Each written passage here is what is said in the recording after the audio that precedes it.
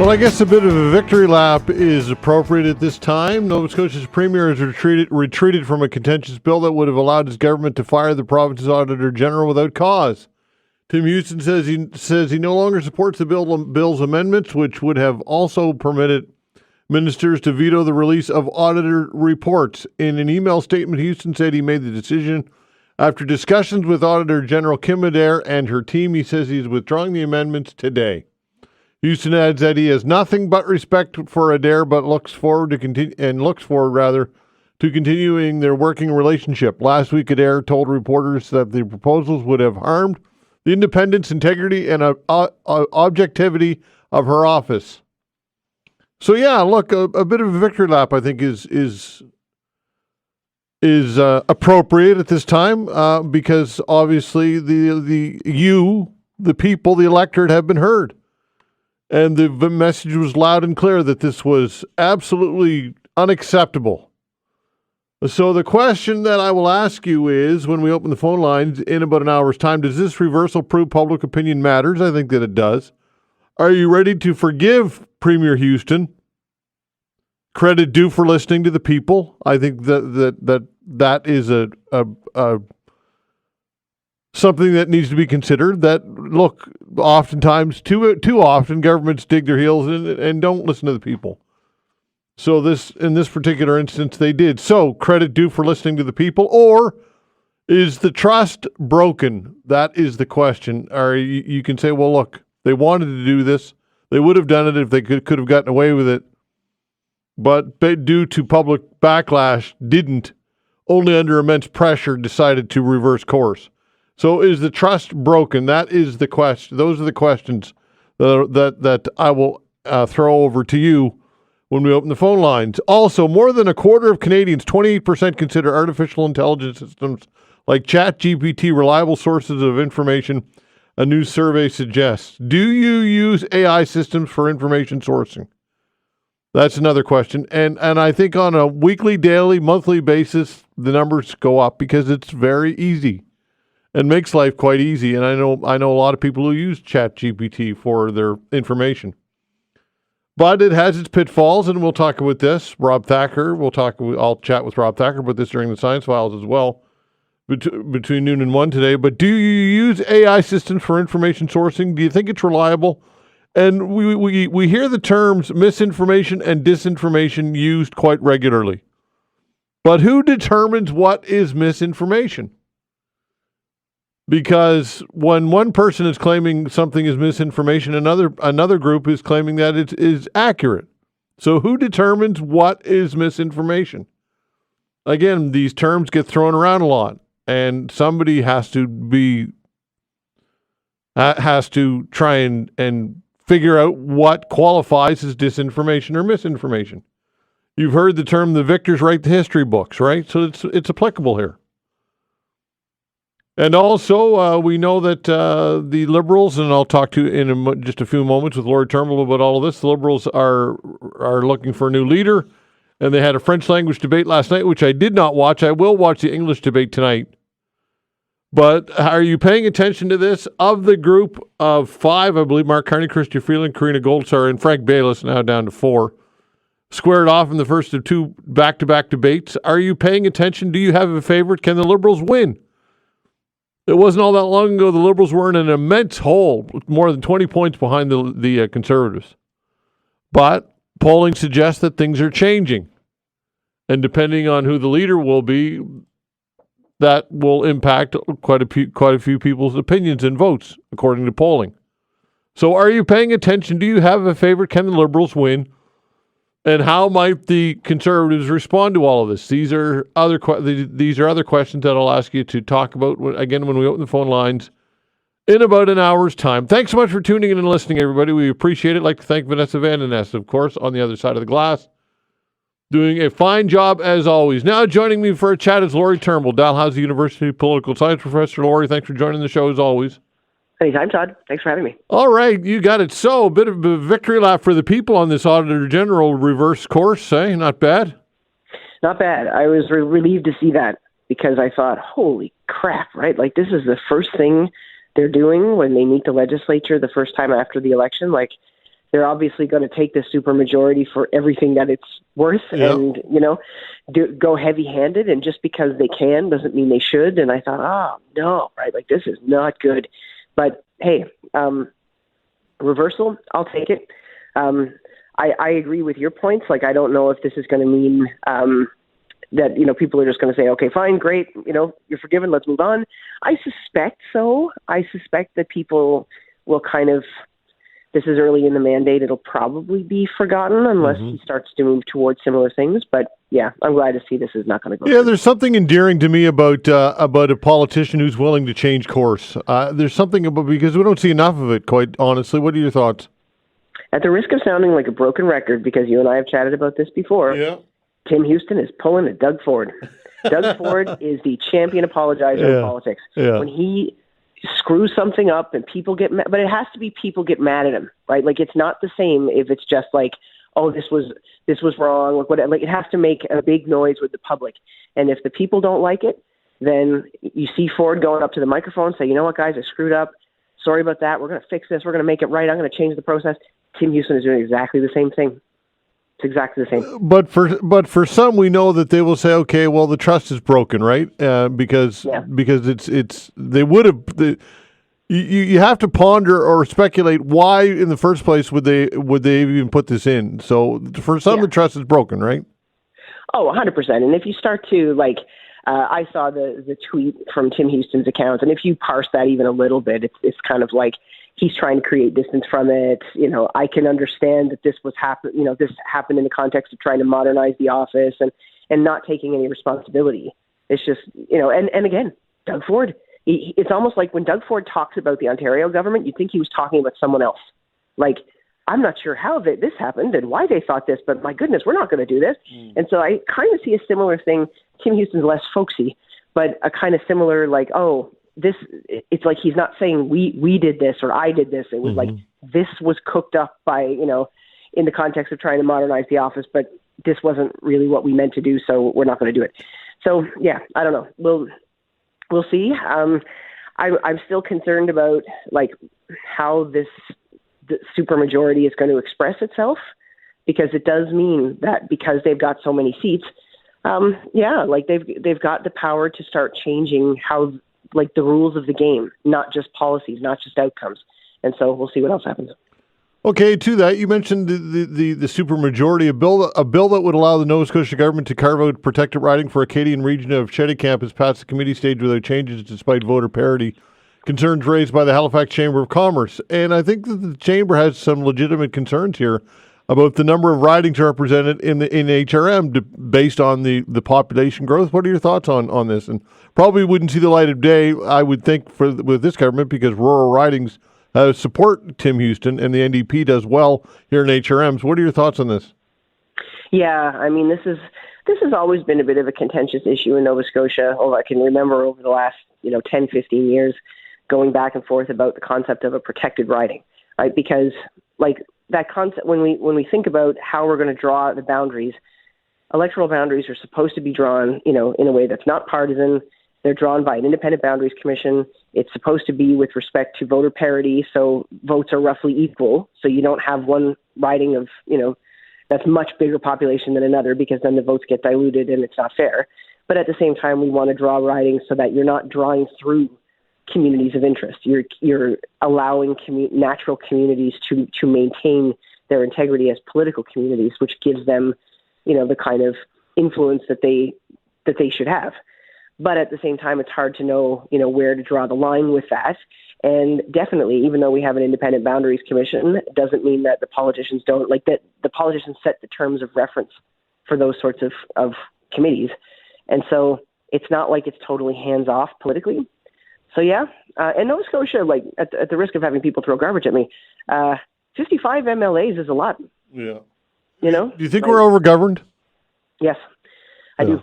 I do. I think I would love to float a proposal, which would get nowhere, but it would be fun to talk about what would it look like if we had fewer MLAs, but at the same time, like, what would it look like, more of a powerful legislature, but fewer of them in there? Because now you've got 42 or 43 with Houston. 43, yeah. Like, you've got a whole bunch of people who are going to be there to stamp whatever Houston wants to do. Mm-hmm. So I don't know. Yeah, is that governance? And of course, it's always the age-old question: should people represent their constituents or toe the party line? That's always been a debate, right? Well, that's it. Yeah, and I mean, it's a debate in Nova Scotia. It's a debate anywhere there's a Westminster system because we have party discipline and because people come to expect that too, right? Like people don't necessarily want their MLA to go rogue once they get elected. The party kind of keeps them on track with something, and it makes it predictable. But at the same time, like 55 MLAs, are people feeling like they're getting their riding interest represented? Are those issues floating to the top, or is it just a whole lot of noise? Do you think the Westminster system is a good one? Do you think that we've got one of the best in the world, or we've heard we've of course heard the old coined phrase, democracy is the worst form of governance except for all the rest, right? So. Yeah, exactly. I mean, I am a Westminster believer. I think we have the right system, but I also think that it needs some modernizing. We need to think about, like, we've got the principles in place, like Westminster is about accountability. That's a good principle in politics. That's a good idea. Now, how can we more effectively exercise that principle given social media, given the economic challenges we face, given what we're dealing with Trump? Like, what's the best way to organize ourselves? Yeah, some people believe the minority governments are more effective, but there are pitfalls to minority governments, and we've seen this. But and tough to navigate those waters. We could be looking at a minority government federally for quite a long while, based on what I'm seeing here. Yeah, I mean, honestly, I think if that happens federally, it's going to be a mess because I don't know. Like if Carney were to form a minority, I guess the NDP will have enough to support him. I don't know, but I don't know if anyone's going to support Poilievre. Like, I feel like if we don't have a clear result federally, that might be very difficult to manage. What about the Bloc? That's the thing. Like, I think the Bloc were on track to do really well, like really well. Like before Carney came and Trudeau left and all that kind of stuff, it looked like it was going to be a big conservative majority with a Bloc Québécois official opposition. But now, Carney has basically erased the lead that the Conservatives had. And so now the Conservatives and the Liberals federally are basically tied. And I think that looks kind of like a minority for somebody, right? Like, I don't see how either of them really pulls ahead to a majority unless things change, which they certainly might. But working with a Bloc is tricky, because you get that, like, even if it's not totally, acting in ways that are trying to push the sovereignty of Quebec, there's still a party that is about the best interests of one province. And so is it going to look like whoever the government is kind of beholden to this party that's there just for the interests of one province? What are the other provinces going to say about that? Okay, what are your thoughts on the debate? I don't know if you watched it last night. I did not. I'll watch the English debate, but what's your takeaway on what transpired last night?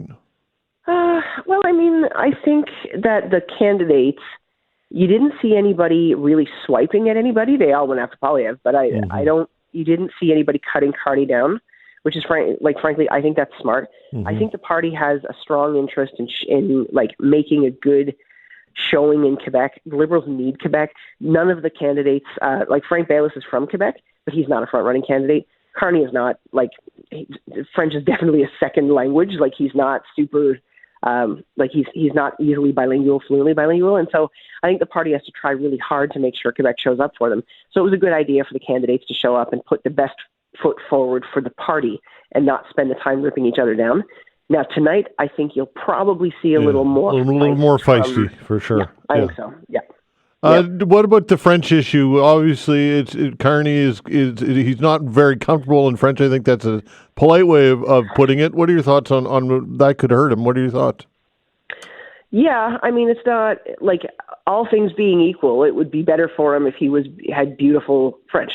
But he's got people like Melanie Joly, Francois-Philippe Champagne, who are not running for the leadership but have decided to support Carney and are going to lend him their networks in Quebec. Their ground games are pretty damn strong, so I think that's going to help him a lot. But a question, will Quebecers kind of give him a pass because the country is in the situation it's in with Trump? There was much stronger support for sovereignty before this whole Trump happened in Quebec, before the Trump thing happened. Now you can see national attachment getting a little higher and across the board. And so it could be that Carney kind of gets through this. But I think if I were him, I'd be very thankful that I had the support of Jolie and Champagne. All right, and lastly, of course, taking on Trump, it's a tough dance because you want to be forceful, but by the same token, you don't want to poke the bear, and then this is the dance that the world leaders are playing with Donald Trump. What are your thoughts on how to approach the whole Trump issue? Because obviously, if you're poised to be the prime minister, you're going to have to live with your words, and that could backfire. What are your thoughts on the Trump segment? Oh, yeah. I mean, yeah, I think there has to be a clear stance on we are not the 51st state. We're not going down that. I think because Trump is saying those kinds of outlandish things, whoever the Prime Minister of Canada is has no, we cannot look like we're not paying attention to that. There has to be a very strong stance about protecting Canada no matter what. But as you say, as far as the tariffs and stuff, he changes his mind all the time. And how that's going to play out over time, I don't think anybody can say, okay, this is going to be the way we go at it every time, no matter what, because everything keeps changing. And also, I think, over time, Trump is going to have to realize the effects of those tariffs on the American economy, on American people. And so he might get some pushback of his own, when people start realizing that this is not a good answer to the affordability crisis. Indeed. Lori, great stuff as always. Thanks so much. Thanks, Todd. All right, take care. Lori Turnbull, Dalhousie University political science professor. The federal and Nova Scotia government announced an agreement to enhance school breakfast programs across the province. We'll talk with the federal minister when we come back.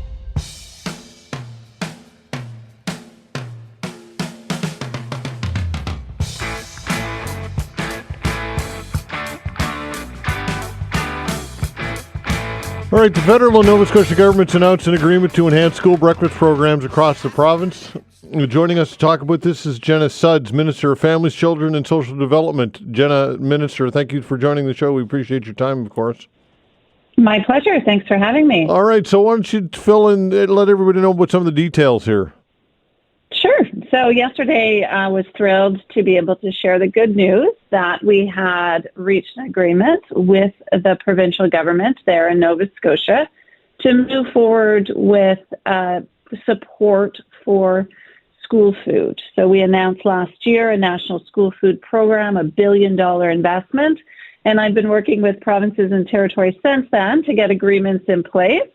And we've rolled this out now in Nova Scotia with support of $12.4 million over the next 3 years. All right. How do you determine what the need is? That must be a challenge, I would think. Absolutely. It is very difficult. And it's, of course, as a mom, and I'm sure parents there in the province can relate, it's hard to imagine that there are kids at school hungry in our country. Having said that, we've made a commitment to create a national school food program, $1 billion. So it's certainly a big investment. When we look at Nova Scotia in particular, the priority was deemed to ensure that every single school within the province would have a universal, healthy, accessible breakfast so that every kid could start their day with a full tummy. Okay, how does it work? So essentially, at the school, obviously, the kids will have access. It's up to the school how they present or how they provide the food. But the investment at this point is the Universal Breakfast Program. Behind the scenes, of course, we work with the province to provide the funding, but also to agree on some key principles. And that is really about ensuring no barriers. Any child who presents and would like breakfast can access it. Ensuring that this is accessible in all parts of the province as well. As I'm sure you can appreciate, every school is different. And not all schools are set up conducive to being able to provide food. So ensuring the funding is there to support the purchase of new equipment or modifications if that's what the school needs. And I would say lastly, and really important, I think, especially in these times, is promoting healthy food choices, but also looking locally, looking to local food sources and providers to support that local economy, but also, of course, ensure that kids have the best possible choices. Yeah, and of course, you don't want to make we could make assumptions and say, well, that child doesn't need it, or determine make evaluations on our own. But there's a danger in that, and this is why I think it's important that everybody's included. What are your thoughts? Absolutely, there can be no barriers. Regardless of what we may think of as a child arrives at school, there could be so many reasons why they haven't been able to have breakfast that morning. And breakfast is the most important meal of the day. So ensuring no barriers, an inclusive program that anyone who, comes to get breakfast is able to access it. Okay, what's the timeline here for all of this? When will this be rolled out in full? Mm-hmm. Well, the funding is flowing now. As of our announcement yesterday with the signing of our agreement with the province, that those dollars have now flowed to the province. And so the work begins on the ground, ensuring that that funding reaches schools, reaches the organizations that are doing some of this hard work. That will now begin. Our goal is to make sure it reaches schools, obviously, as quickly as possible, because at the end of the day, this is for the kids, and, all hands on deck to make sure it reaches them. Okay, Minister, appreciate your time. Thanks, and great announcement. Thank you.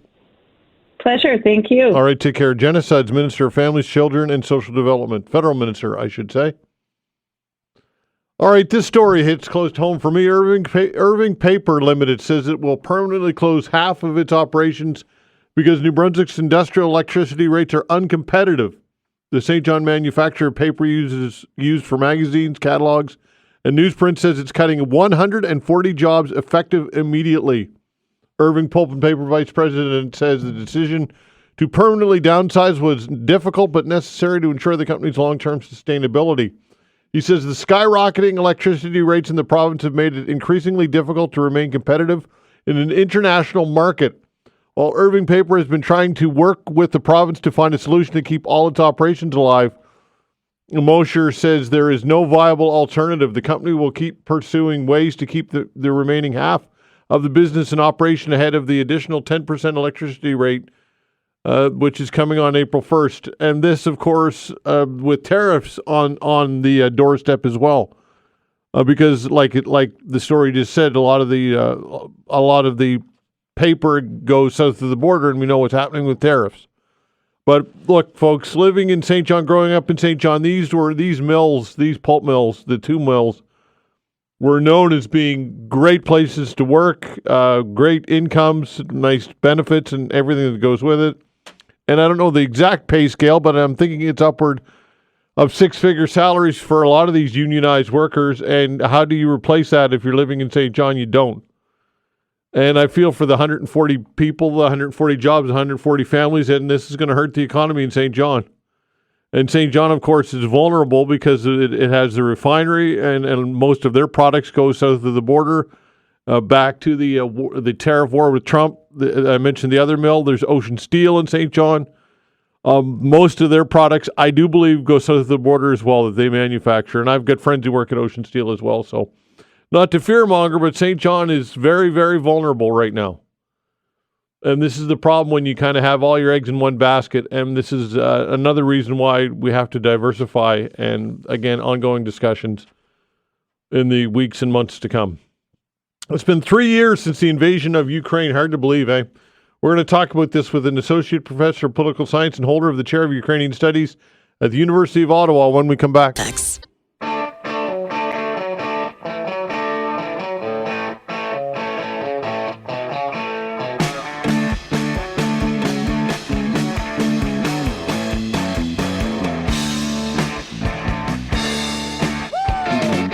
All right, Dominique Arel is the Associate Professor of Political Science and holder of the Chair of Ukrainian Studies at the University of Ottawa. Dominique, thanks for joining the show. We appreciate your time, of course.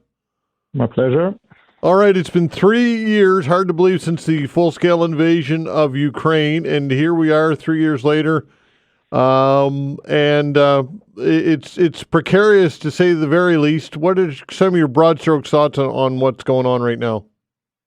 Well, what's going on is we have a kind of a major shift in geopolitics. With yesterday, there was a resolution, like an annual resolution in the United Nations General Assembly, to denounce the war of aggression of 3 years ago and call also for the respect of the territorial integrity of Ukraine, which means you can't change the borders unilaterally.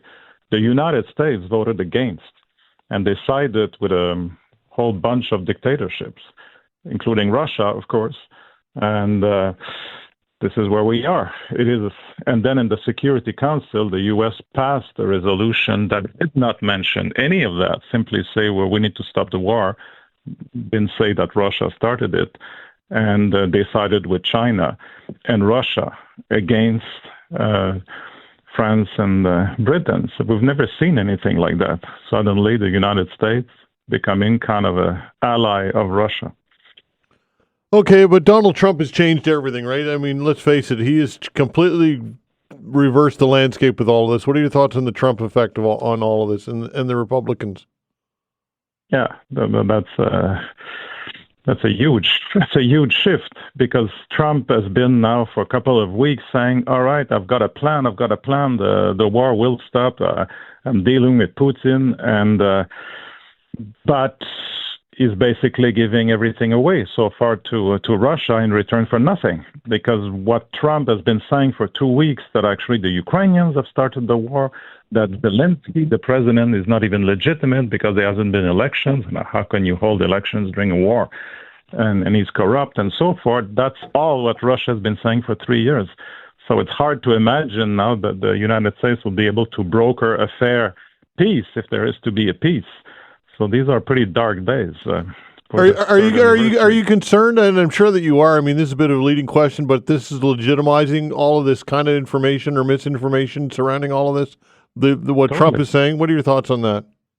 Totally. I mean, Trump is basically pretty much everything he's saying is disinformation. Now he's trying to extort the Ukrainians with this deal regarding critical minerals. And the Ukrainians were open to negotiations, kind of a partnership.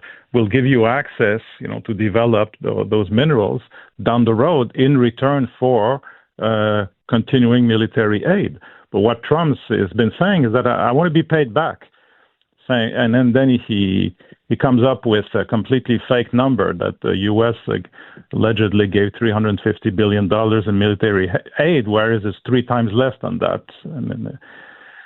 So it's and he doesn't want to commit to what we call security guarantees, which in practice means if there is to be a ceasefire, what would be the conditions so that the ceasefire will be maintained? So you need kind of a deterrent force, and the U.S. is not going in that direction so far. That's why the Europeans have been stepping up in the last week or two. All right. Some would say that the Europeans should be stepping up because of the proximity to Ukraine. What are your thoughts on that? Yeah, but there's been so far a major shift. As we speak, the Prime Minister of Britain, Keir Starmer, just announced that Britain will increase its military budget way past the 2%, like 2.5% of GNP, which, by the way, in Canada, we're still way behind even reaching that threshold of 2%. But in other countries, like in France, they're talking now to increasing it up to 5%. The new elected German chancellor, who won the election on Sunday, apparently is negotiating an enormous increase in military spending in Germany. So I think there's a realization in Europe that they can't count on the U.S. anymore. So they have to defend themselves, and it starts with defending Ukraine, because if Ukraine falls, then Europe is in great danger. All right, the whole Ukrainian not joining NATO as a reason to justify the invasion. I mean it's ridiculous. I in my opinion, and I know that, again, the leading question. I know you agree with that. But what are your thoughts on Ukraine and its right to exercise sovereignty and join NATO? Yeah, I mean it's ludicrous, because I'll give you two examples. Putin has been saying from the beginning that Ukrainians don't exist. The only real Ukrainians are those who are Russians. Because in the occupied territories, and the territories that the Russian army is occupying, in Donbass, in the south, they're banning the Ukrainian language. They're banning Ukrainian identity. What's the connection with NATO? It's got nothing to do with NATO. He claims that Ukrainians were committing a so-called genocide in Donbass, and that justified like the war 3 years ago, which of course was completely made up. And then after the full-scale invasion 3 years ago, very rapidly Finland and Sweden asked to join NATO, whereas they had been neutral states for a very, very long time. And what has been Russia's reaction? Nothing. They even pulled away troops from the Finnish border because they were short of troops to send to Ukraine. So it's not about NATO expansion. It's about Russian domination, which is different.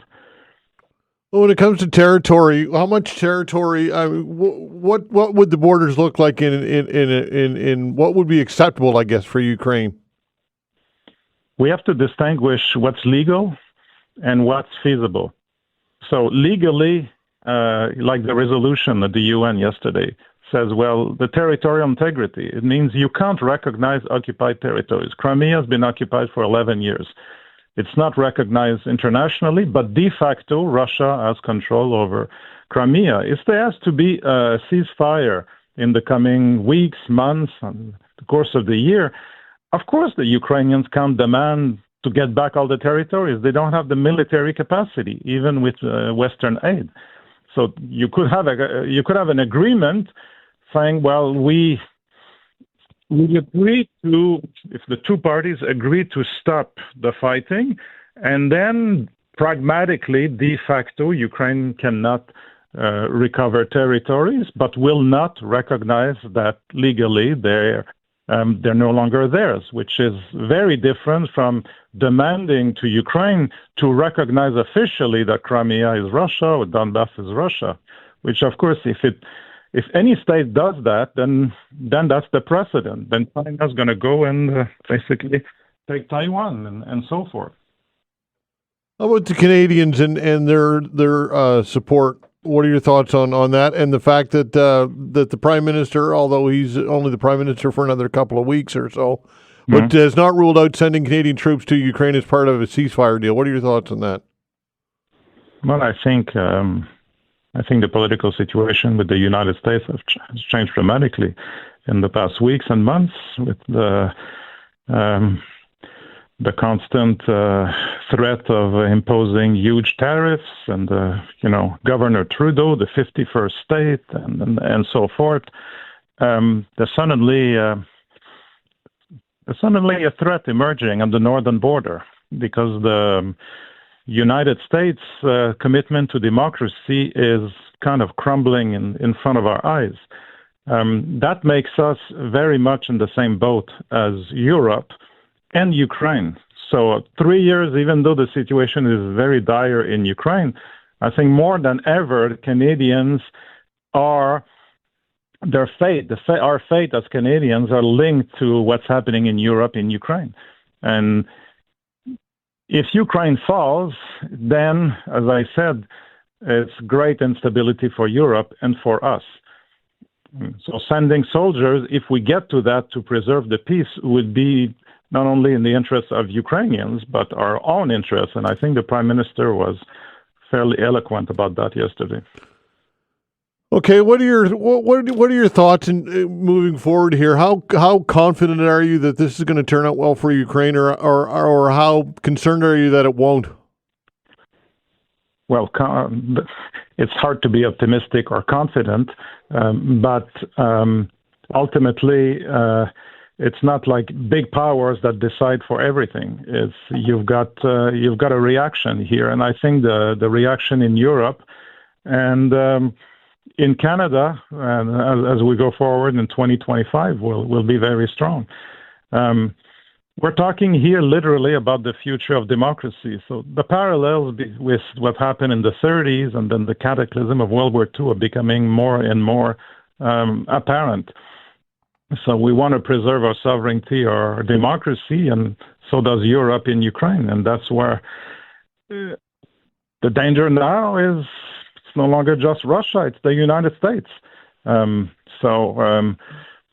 It has to be done collectively. But we see that it's a matter of political will, and we see that emerging more and more.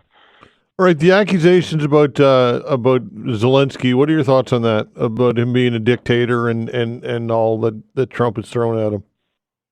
Yeah, well, Trump doesn't recognize the validity of the 2020 elections. We know that, and with his actions in the past, since he's been inaugurated, and what is it, a month now, he doesn't recognize the validity of basically legal documents, and he doesn't seem to recognize the validity of the separation of powers.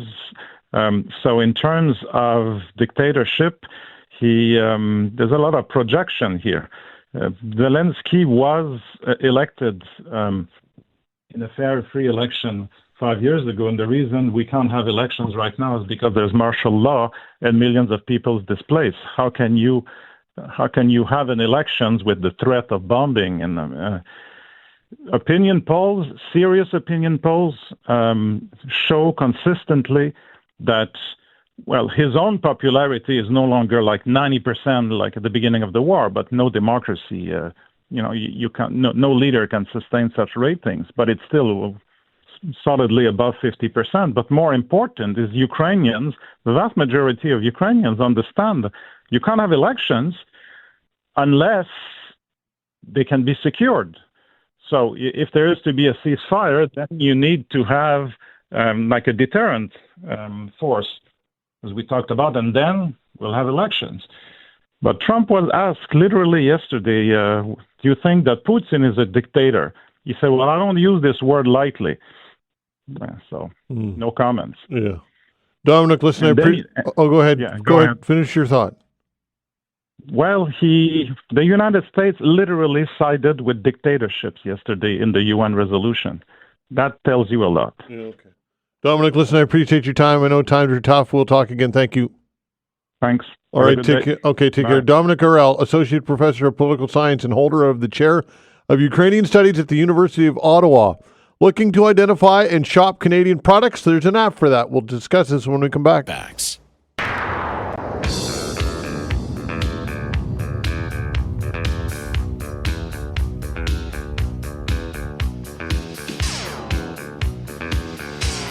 All right, looking to identify and shop Canadian products? Well, there is an app for that. Joining me to talk with this is Sasha Ivanov, an app creator. Sasha, thanks for joining the show.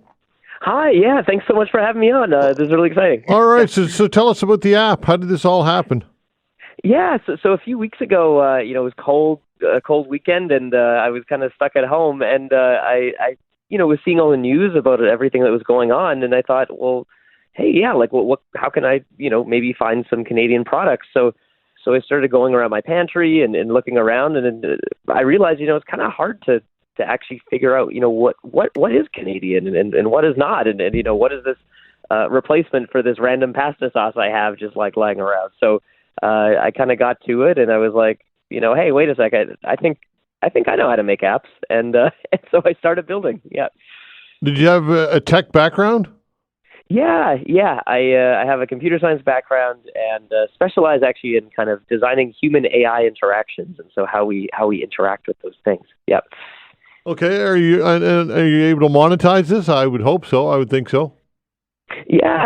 I mean, I think one of the key things about MapleScan is, we really we want this to be kind of a very community-driven project, and don't really necessarily want to be just like shoving ads down people's faces, like every 2 seconds here. And so our goal really here is to build this app, by Canadians for Canadians, and monetize potentially through working with local businesses to help promote their products and other ways that kind of on the back end there. Yeah. All right. What are some of the bigger challenges when it comes to creating an app like this and determining what is Canadian made? And because I would think there's a lot of nuances and a lot of variables there. Well, yeah, exactly. So one of the things is, we really didn't want to just say like yes or no, this is Canadian, this is not, because there is I think that context is really important. And so, really how the app works is you take a photo of a product, it scans the label and looks at kind of what's on the packaging, and then cross-references that with what it has in its kind of AI system. And so it pulls out kind of that information. And the information you get is really the background of the company, its historical ties to Canada. So, if it's manufacturing things here or not, or if it previously did. And then it estimates, if it's actually made in Canada, a product of Canada, and gives you some alternatives as well. Yeah. All right. How well used is it? How much activity are you getting with the app? Yeah, it's the response has been pretty incredible. So far, it's actually reached like number 6 on the App Store. So every day we're getting a couple more thousand people who are downloading it and giving it a try. And every day we're looking to improve it. And so always looking for feedback and ideas for new features to make it the best app for Canadians as possible. All right. Back to the monetization, how do you make money with an app like this? Yeah. So, I think, again, the key is really to help kind of promote certain products. So, if we have, certain, really our goal is really to help promote Canadian local businesses. And so we'll be doing that in the app regardless. But if there's a certain business that wants to highlight their products, we'll be offering opportunities to do that in the coming weeks here. All right. So remind people how you mentioned the App Store. So if people are interested, they can just search it out. How do they find the app? Yeah, best place to go is maplescan.ca. On iOS, you can also search just Maplescan, and on Android, just go to maplescan.ca. Yeah. Okay, great stuff. Thanks so much, Sasha. Appreciate your time. Yeah, thank you for having me. All right, take care. You got a Sasha Ivanov, the app creator. Again, looking to identify and shop Canadian products, check out their app. Go to the App Store. And that is in vogue right now because obviously what's going on with the United States and the Donald Trump. Look, folks, it doesn't appear to me as though he's going to back down. And I suppose I don't want to say that we hope that things will get tough for Americans because look, these are people and we don't like to see people suffer. In particular, our close proximity and relationship with Americans, but that I guess is let this play out and see how it hurts Americans and it hurts American consumers because it will inevitably cost Americans more money, these tariffs, because it is a tax. Tariff is a tax. So how it works is, to my knowledge, is let's say you're a steel manufacturer and you're importing steel from a country like Canada in which the tariff is in effect. Well, then the importer or the company has to pay the government the money up front, has to send and then they recoup that money. How do they recoup the money? Well, they recoup the money through their pricing, and so inevitably Americans are going to pay for it. Now, the thought process would be that with time, America would expand its manufacturing capability and be more self-reliant and be able to eventually not need products from Canada and places like Europe. But the issue is the timeline. And you don't turn manufacturing around on a dime. Now, I know Donald Trump says drill, baby, drill and energy, and that's great. I guess if you're for that, but again, these huge energy projects take years, even with regulations limited. They take years to develop. And in auto sector, and we know that Detroit is always been the heartbeat of the auto sector in North America. But look, it's Ontario manufactures a lot of vehicles, and they're integrated closely with Michigan. And a lot of these auto parts and cars cross the border 7, 8, 9 times before they're eventually finished. So there's a lot at play here, folks. So I guess back to my point, all we can do is let this play out and see how it impacts American consumers. And if American consumers and the American economy suffers from this, that's really the only thing that's going to change or motivate Donald Trump to reverse course on tariffs. Because at this point, it looks like his heels are dug in and he's going to do this. And we're going to have to figure it out. But a lot of challenges ahead for sure. So what is on your mind today? Give us a call at 902-405-6000. Again, we've got open lines for you folks between now and noon. Nova Scotia's Premier withdrawing proposed amendments to legislation that would allow the province to fire the Auditor General without cause. Does this reversal prove public opinion matters? And are you ready to forgive Premier Tim Houston? Should he get credit for listening to the people? Or is the trust broken? That or whatever else you want to get into. Again, 902-405-6000. That's the way to reach us. 902-405-6000. An open hour when we come back. Facts.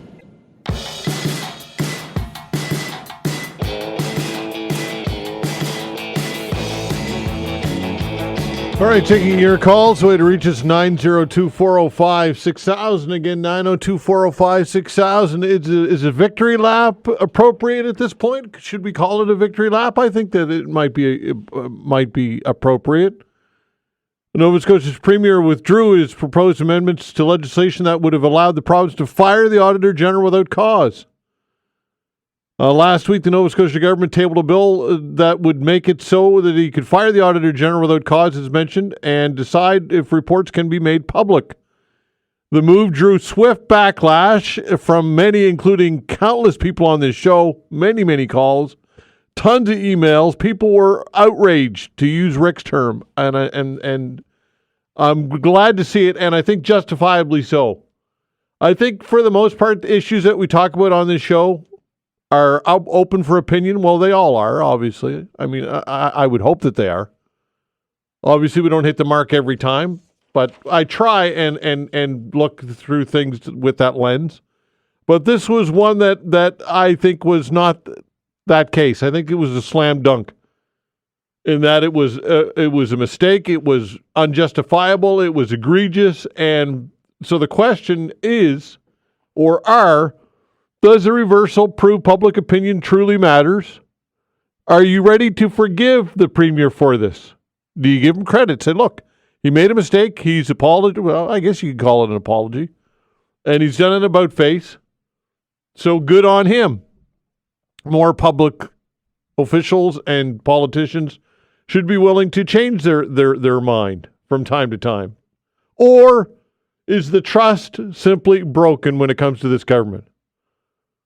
902-405-6000. You can talk about that or whatever else you'd like to get into. Again, 902-405-6000. Let's kick it off with Tony. Hello, Tony. Hi, Todd. Todd, I want to talk about obviously the Auditor General. I think you're really misrepresenting this. This is a win for democracy, Todd. Not only did you win, not only did your callers win, but democracy won. Yep. Give the guy credit. He got my wife, who is a Canadian citizen and has a vote. The first thing she did, she was here screaming at me, telling me she was writing an email to her MLA and to Houston yesterday. And I'm sure a lot of people did the same thing.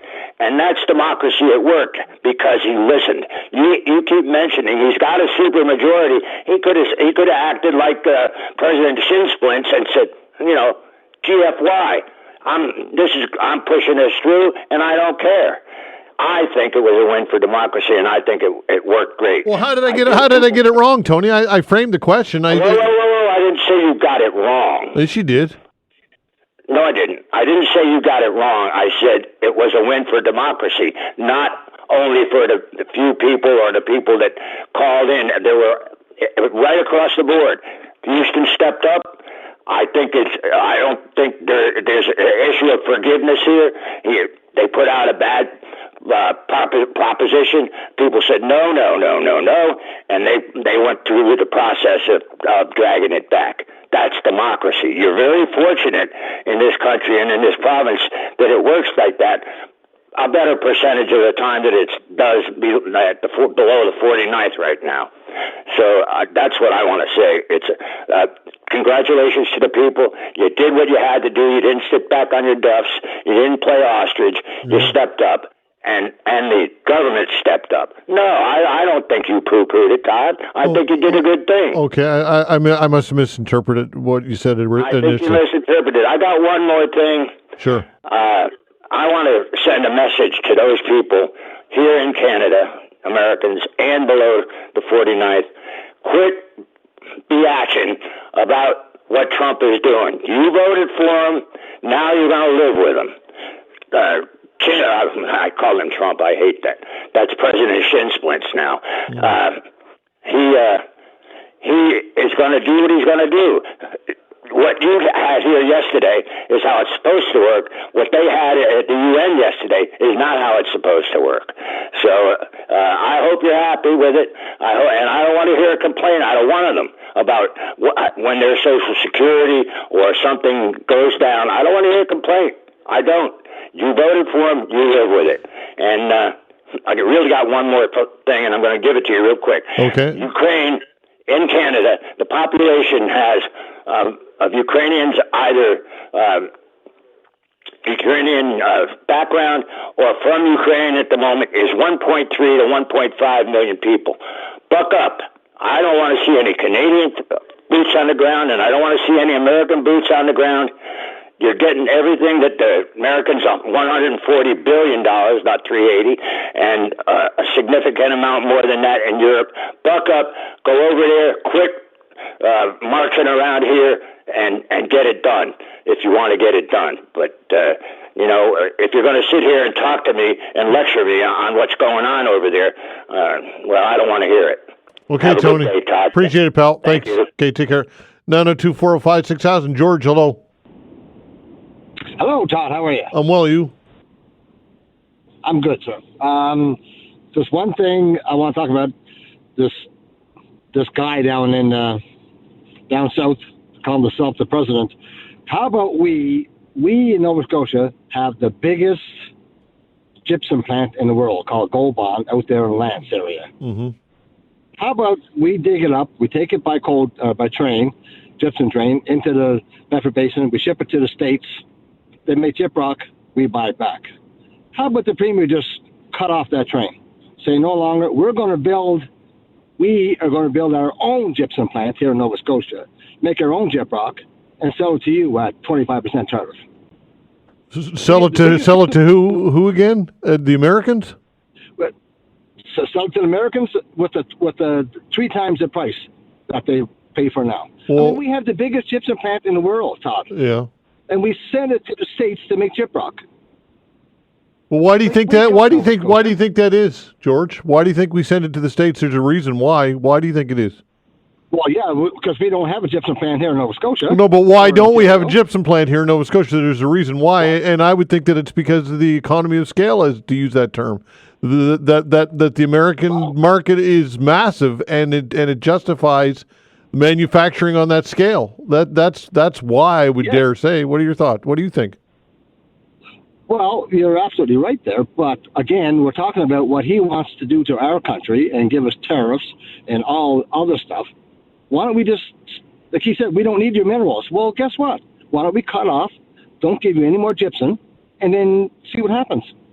Well, because that's an industry that we rely on. That's a market that we do. If we don't have alternative markets, then you got to dance with who brought you there, even under the threat of tariffs or under the guise of tariffs. It's not as easy, it's not as simple as that. The problem is that we're beholden to the United States because they're south of the border, and there's nearly 400 million people there, and there's a lot of reasons why, and we have a free trade agreement with the Americans, so it's very complex, and I guess there's no easy answer. George, I hear what you're saying, and people say that, but it's tough because we rely on the jobs that gypsum creates. Exporting, it's tough. Yeah, I don't really have any answer other than that, George, or any response, I guess, other than there's a reason why we developed free trade with the Americans, because it's been greatly beneficial to us and them. It was at the time, but now I think it's time for a change. Okay, George, appreciate the call. Take care. All right, 902-405-6000. That's the way to reach us. Again, 902-405-6000. Eve, hello. Hi, Todd. You sound great. Thank you. You know, it was bad enough with all this stuff with Trump. And then we have Tim Houston and the conservative government trying to pull a fast one on us. and running roughshod over our rights, this is definitely a win for democracy. Yeah, for sure it is. Absolutely it is. No two ways about it. It sounds to me by the tone of your voice that the trust has been broken, though, has it? I am pissed. Well, there you go. That's a way of saying it. Because you don't do something this extreme and go this far without some kind of motivation that is very questionable. It's true. He doesn't like transparency. Well, for starters, he doesn't like the Auditor General. Let's start there. I don't think he likes Kim Adair because she did her job too well. Well, like you said, there's a reason why there was a reason why they drafted this legislation, and therefore you have to wonder what's next, right? And for exactly, what else are they trying to do? Yeah, what else? He was hoping to slip one of his buddy friends in there and use him for a puppet. Well, I mean, little reports out as they want it and dictated by the Conservative government. Well, I suppose you could speculate that. I wouldn't go that far, but yeah. So for you, the trust is broken, Eve. Definitely. Yeah. Okay. Thanks for there's more encroachment there. I mean, he doesn't want to talk to journalists. Well, he's come in fairness, Eve, to the Premier. And by the way, we reached out to the Premier and have invited him on the show to talk with this. We've not heard back yet, but we've reached out to him. But in fairness, he has come into the studio and sat down and spent an hour taking calls. So that's you got to give some credit where it's due. What are your thoughts? He should be doing that. Yeah. For good relations, he should be doing that. Yep. Yeah, and look, he seemed comfortable when he did it, and it's well received, and I agree with you. I think he should be doing more of that, and Vanessa works hard and developing that relationship, and will continue to try and do so because it's great for democracy. Eve, thanks for the call. Okay, thank you. All right, take care. 902-405-6000. We'll continue with your calls when we come back.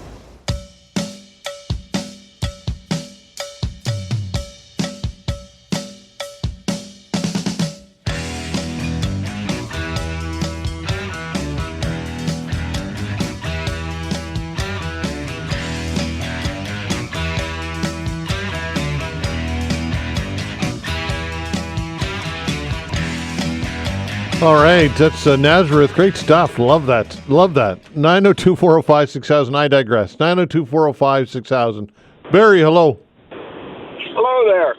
Hi, go ahead. I'll tell you, well, it looks like states isn't going to be in NATO much longer. It's kind of scary. They had a vote on this peace settlement with Ukraine, and the United States voted with Belarus, Russia, and North Korea against the NATO nations. Yeah, it's hard to believe. It really is, Barry. It's hard to believe what we're witnessing right now.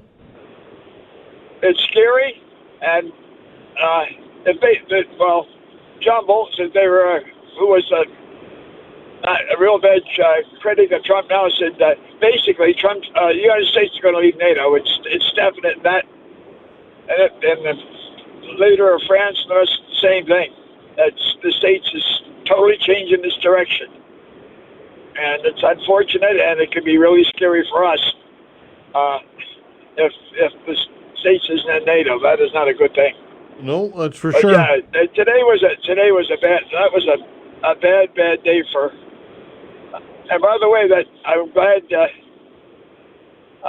the Premier backed down. But you know what? We are always called idiots, and we've proved to them we are. When he set dates, and the next time once it's convenient to call an election, I mean, he had such a lead in the polls. That shows he had a strong mandate. He didn't have to call an election. It's because he was high in the polls. He wanted to stay elected. Yeah. And you know what? If we had threw his butt out, even though that would send a message, and the next time they do it, what's the good of setting dates? And then if you get ahead in the polls, say, hell, it is a good time to go. Yeah. That's just calling us morons when we do it, and we vote them in anyway. Well, the reason, Barry, one of the speculation as to why he did pick the last election date, because it was the summer, and the thought process is that would benefit the progressive conservatives to have an election in the summer. So it was politically motivated all along. them do it. I mean, I'm not knocking the Conservative Party for doing this, because I've seen every single party take advantage of that situation. But the point is, we let them get away with it. That's why it keeps on happening. And what the other thing I think is when I'm not saying our Conservatives are like the cross the border. I don't believe that for a minute. But we should find out how they believe. If they're right back to the way the Reform Party was when it first started, even that's not acceptable. We got to ask them these questions, or ask the Liberals when you get in. If you have a minority, are you going? Trudeau went. He wasn't left of center or right of center. He was basically NDP to stay in power, and we should be able to ask them that before the election. So if it happens, how far are you going to go? I mean, Martin was only in a short period of time, and he let the government be defeated rather than give in to some of the NDP demands. Right. Trudeau did. This stuff, if you know it beforehand, maybe you could save some of these messes. Yeah, but the problem, Barry, is you can't. Barry, I apologize for cutting you off, but the problem is you can't trust anything they say, because they flip flop constantly. And we don't punish them for doing it, do we? No, well, oftentimes we don't. Time we show something. And, I mean, for them to say to the Americans, you voted them in, you deserve it. Well, that's possibly true, but maybe we should learn from this. And if we ever get out of that mess in the States, and I really hope we do, people got to be a little more careful. I mean, if we don't, half the world's going extreme right wing. And it's going to be, it's just 1930s all over again. If people don't pay attention to what's going on, something bad can really happen. Okay, Barry, thanks for the call. Appreciate it. Listen, I've often said this, and I do believe it, that the pendulum swings, and I think that I think it's pretty evident that the pendulum shouldn't say pretty evident, in my opinion, the pendulum has swung too far to the left, not only in Canada but in the Western world. And when that happens, you're going to have a reset, and this is what's happening. We're seeing it in Germany right now. And it's the nature of democracy. 902-405-6000. And then it's not necessarily a bad thing. Look, it's not easy. Democracy is not always easy, and it's not supposed to be. 902-405-6000. Andrew, hello. Hi, Todd. I'm not a public speaker, but I'll do the best I can. Okay. I'm talking about the military purchases that are currently coming down the pike, like the F-35, the new ships with the Aegis system in them. These are very sophisticated military vehicles that rely on very sophisticated operating systems that unfortunately are completely controlled by the USA. And my concern is if we keep going this procurement route with the falling apart of NATO, I think that it might be wise if a federal government, I'm not saying they cancel the programs, I say they keep it in their back pocket as part of an arsenal that they can use to just freeze the programs as to stand up for the billions of dollars we're going to be doling out for these programs. And it seems kind of counterintuitive to me that he wants us to increase to at least 2% GDP for NATO, yet he's are going to put these taxes on us at the border to make it, even further impossible for us to get to that target. Yeah. Something's wrong here. Well, one of I can't remember which candidate said it last night, and I didn't watch the debate, but I'll watch it tonight, the English debate. But one of them said that you might as well forget about trying to reason with Donald Trump and negotiate with Donald Trump, because nothing he says is going to matter. He can change his mind and in a moment, and does. So you can't reason with this guy. Is my point. Right, and we can hope that in 3.5 years things will change if he doesn't get his way and change the Constitution. Yeah. But I'm just hoping that as part of the silent things that go on in the back room of Ottawa, they're looking at the purchases of these things, and they can perhaps use it as a tool. And I'm not saying to cancel them outright, because we all know what damage that'll do to the Canadian economy, because especially here in Halifax where we're building the ships. But if you threaten just to freeze it, I think it may be a viable option that can add to the argument. Right on, Andrew. Great stuff. Thanks for the call. Call again, pal. Okay.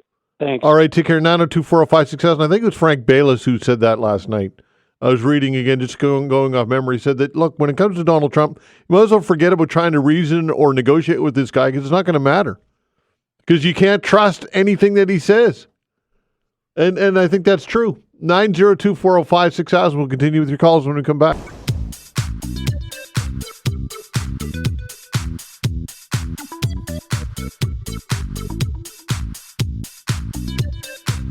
All right, continuing with your calls, 902-405-6000. Again, 902-405-6000. That is the way to reach us. Tyler, hello. Hey, Todd, how's it going today? Well, you? I'm doing well. I guess I have a point and a question. Okay. You said something earlier with the caller there who was kind of started rambling off near the end about how everything's become extremist far right, and you made a very valid point that you kind of thought that it had kind of gone a little bit far left. Definitely. And that there's a bit of a reset going. And I just think that that's a really good point to bring up, in the times we're in right now, because, we tend to live in this kind of rhetoric, divisive echo chambers where if anything is said against what you think is right, then, somehow that's an extremist view. And I don't know where that's come from. And to start saying that, it's the 1930s all over again, the world had a reset.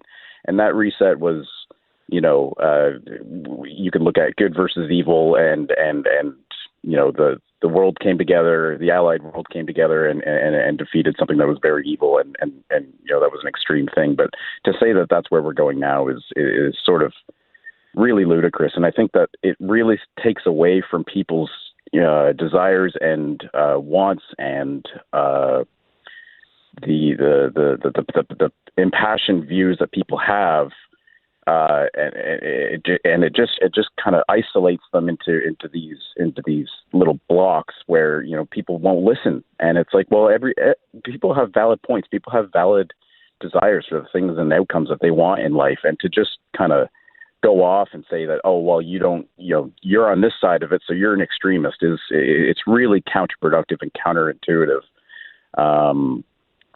So I guess that's my point. My question to you is, and I might sound naive or ignorant in this, but what are your thoughts on the idea that all of this talk about the United States and everything else that's going on in the world, and we're sitting here talking about Germany and we're talking about all these things, but we have some serious problems here at home.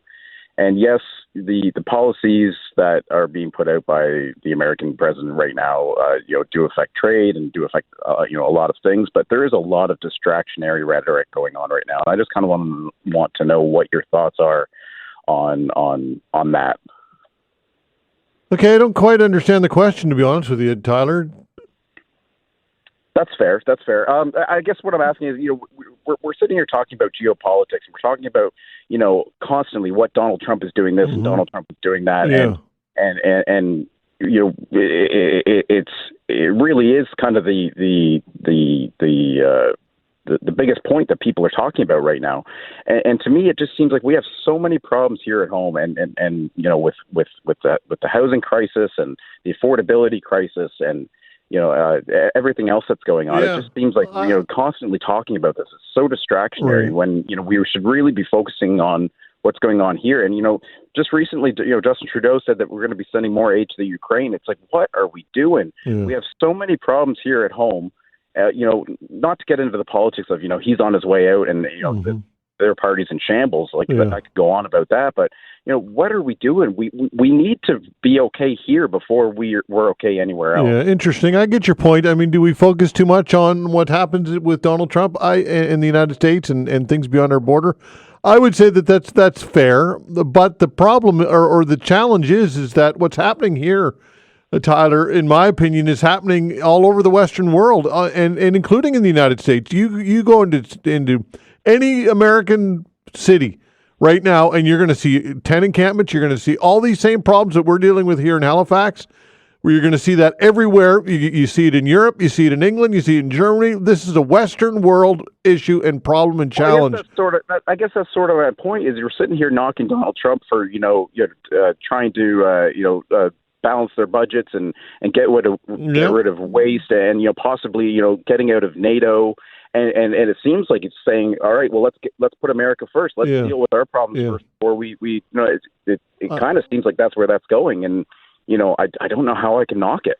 Yeah, I get it. I think with Donald Trump, the challenge is one of the issues is his approach, and his tone. I guess he's sandpaper for sure. He's so abrupt, and with Elon Musk and the the way that they're going about it is my challenge. I don't have Tyler. I agree with you in that we there's lots of government waste, and I think that I support any politician that is willing to tackle that. And it's tough treading because unions are strong and powerful, and it's a huge voting bloc, and I get all of that.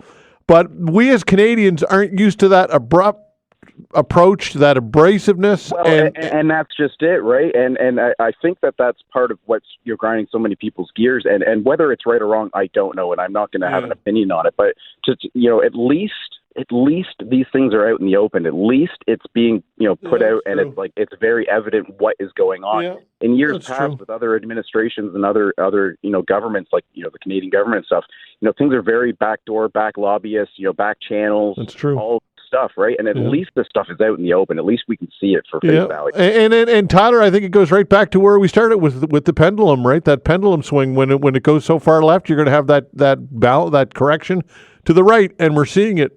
We're seeing it happen. Absolutely, Todd. Thank you for the time. Okay, thanks a lot. 902-405-6000. That's the way to reach us. Albert, hello.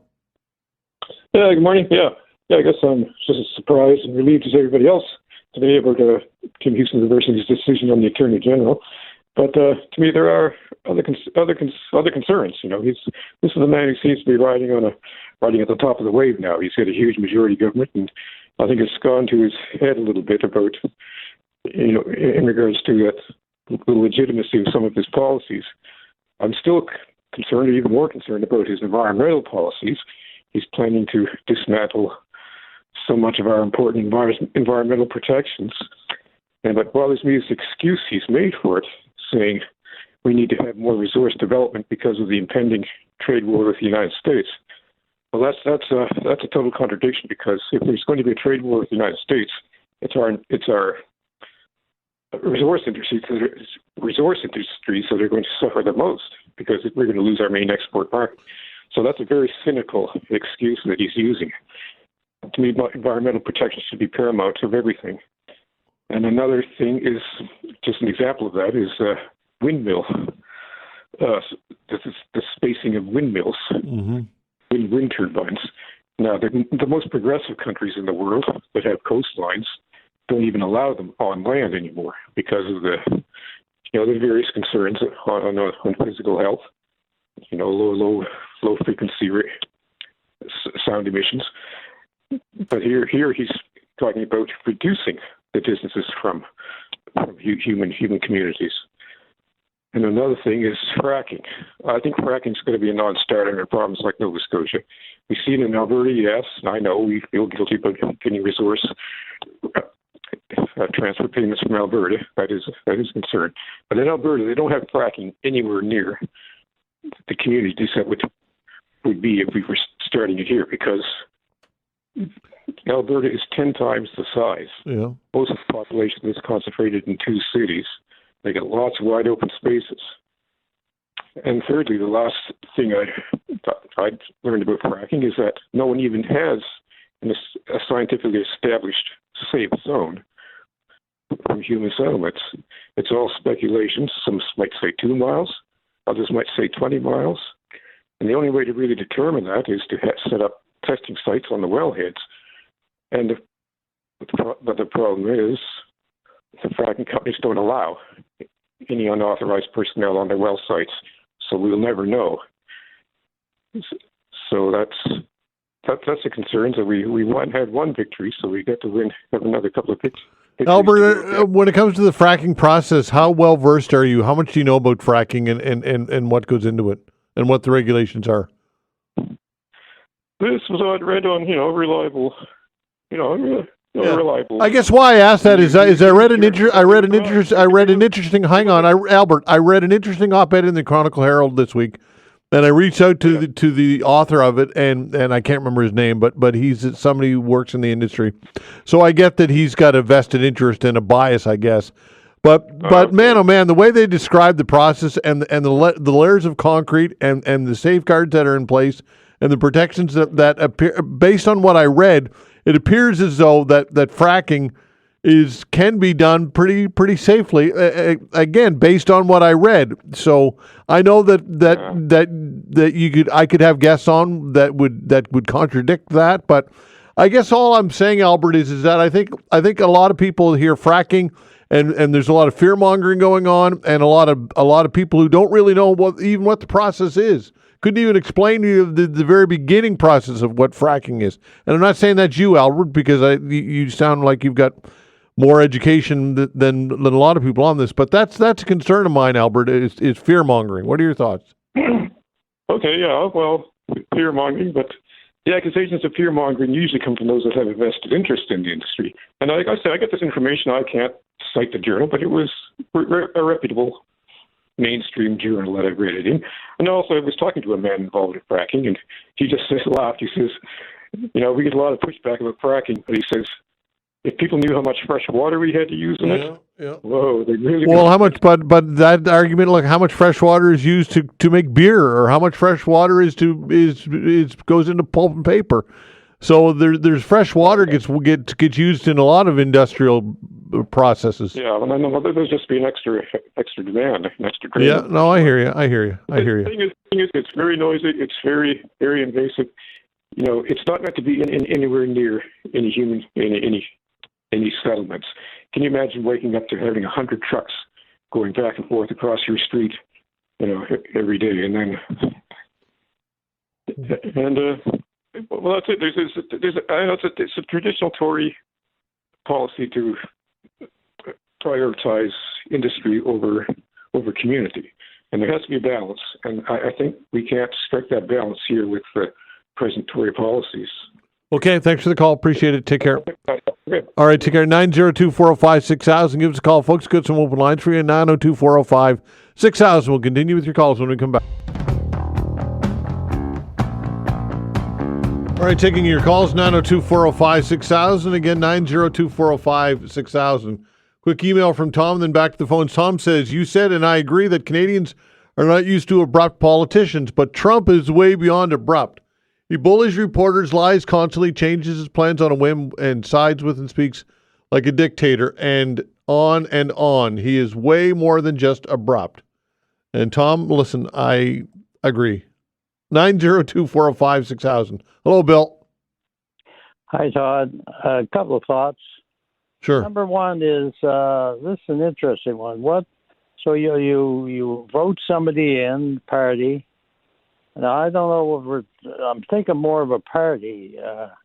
Other than election time, is there anything that a certain amount of things that you can say, okay, we've had enough of this guy or this person or this party or whatever. We want them out. What is out there that you can put your hand on and say, other than election time, is there something that you can,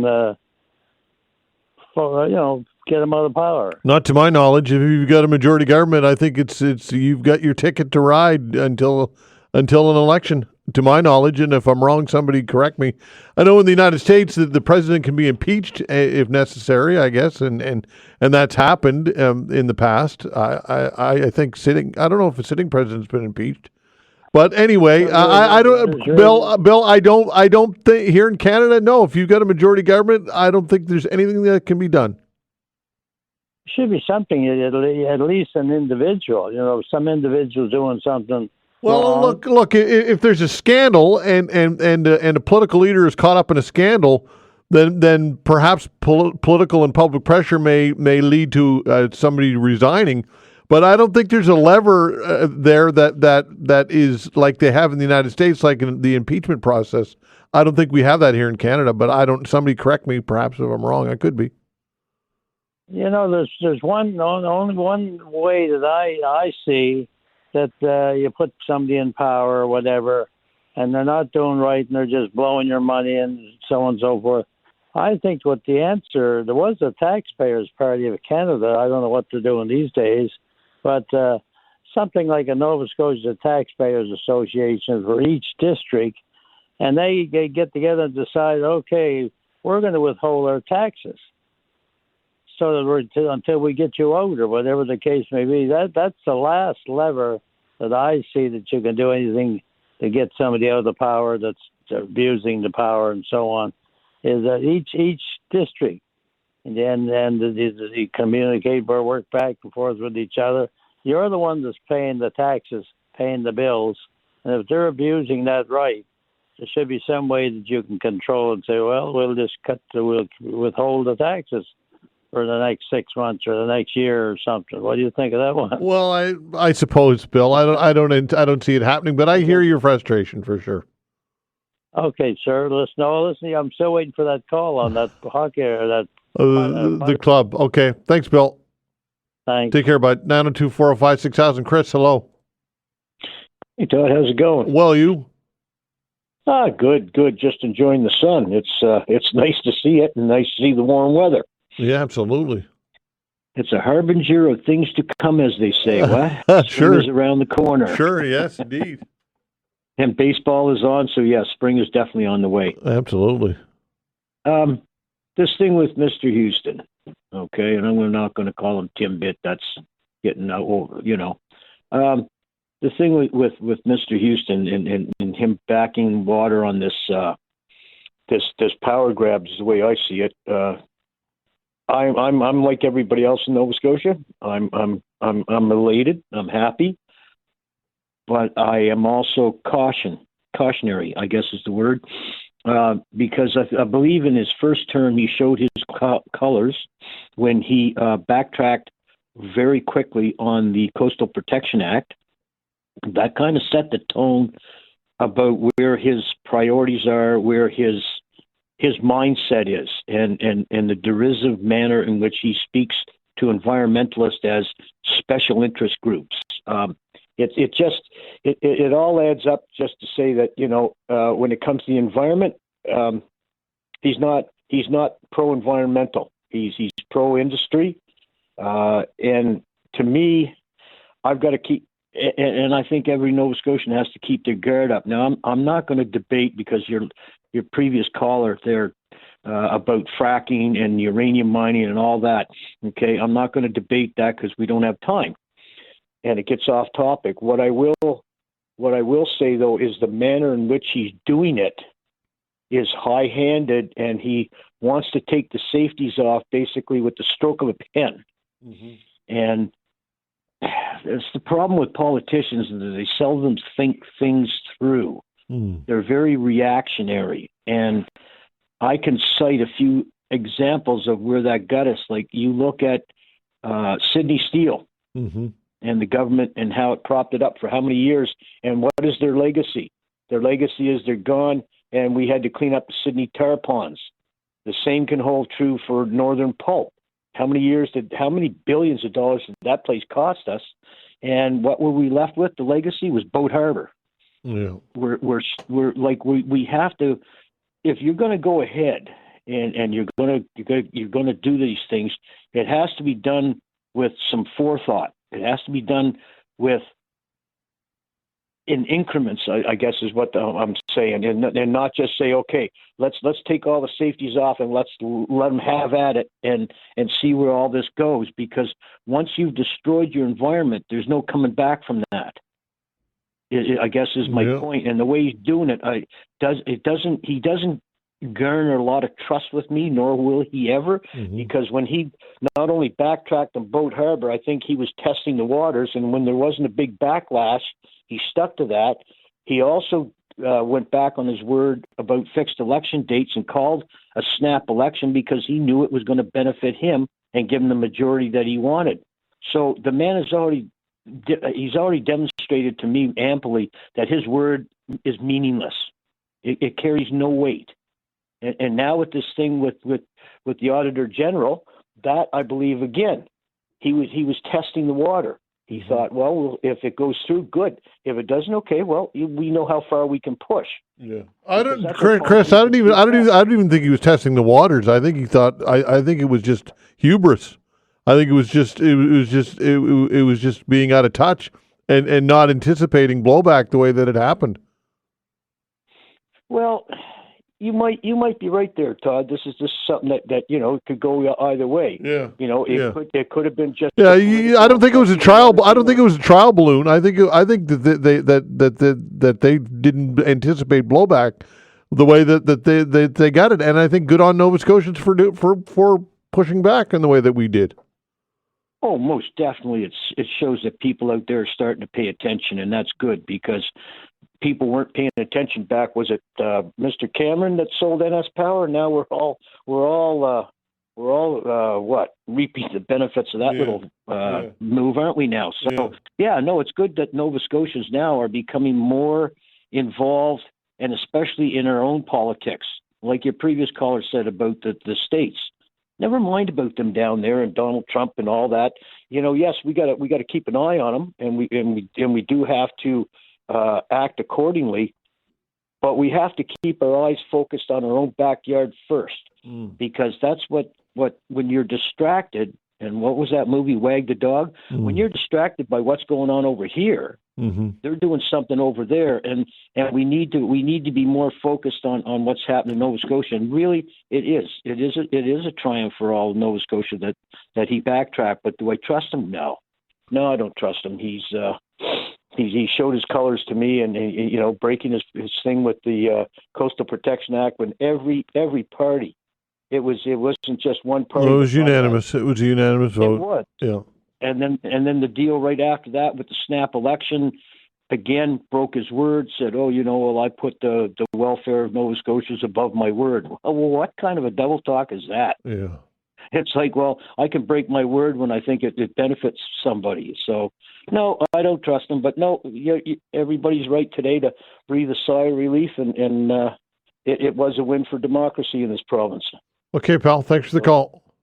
No problem. You have a good day. All right. Take care. Thanks for the calls, everybody. We appreciate it very much. The Science Files with Rob Thacker when we come back. Dr.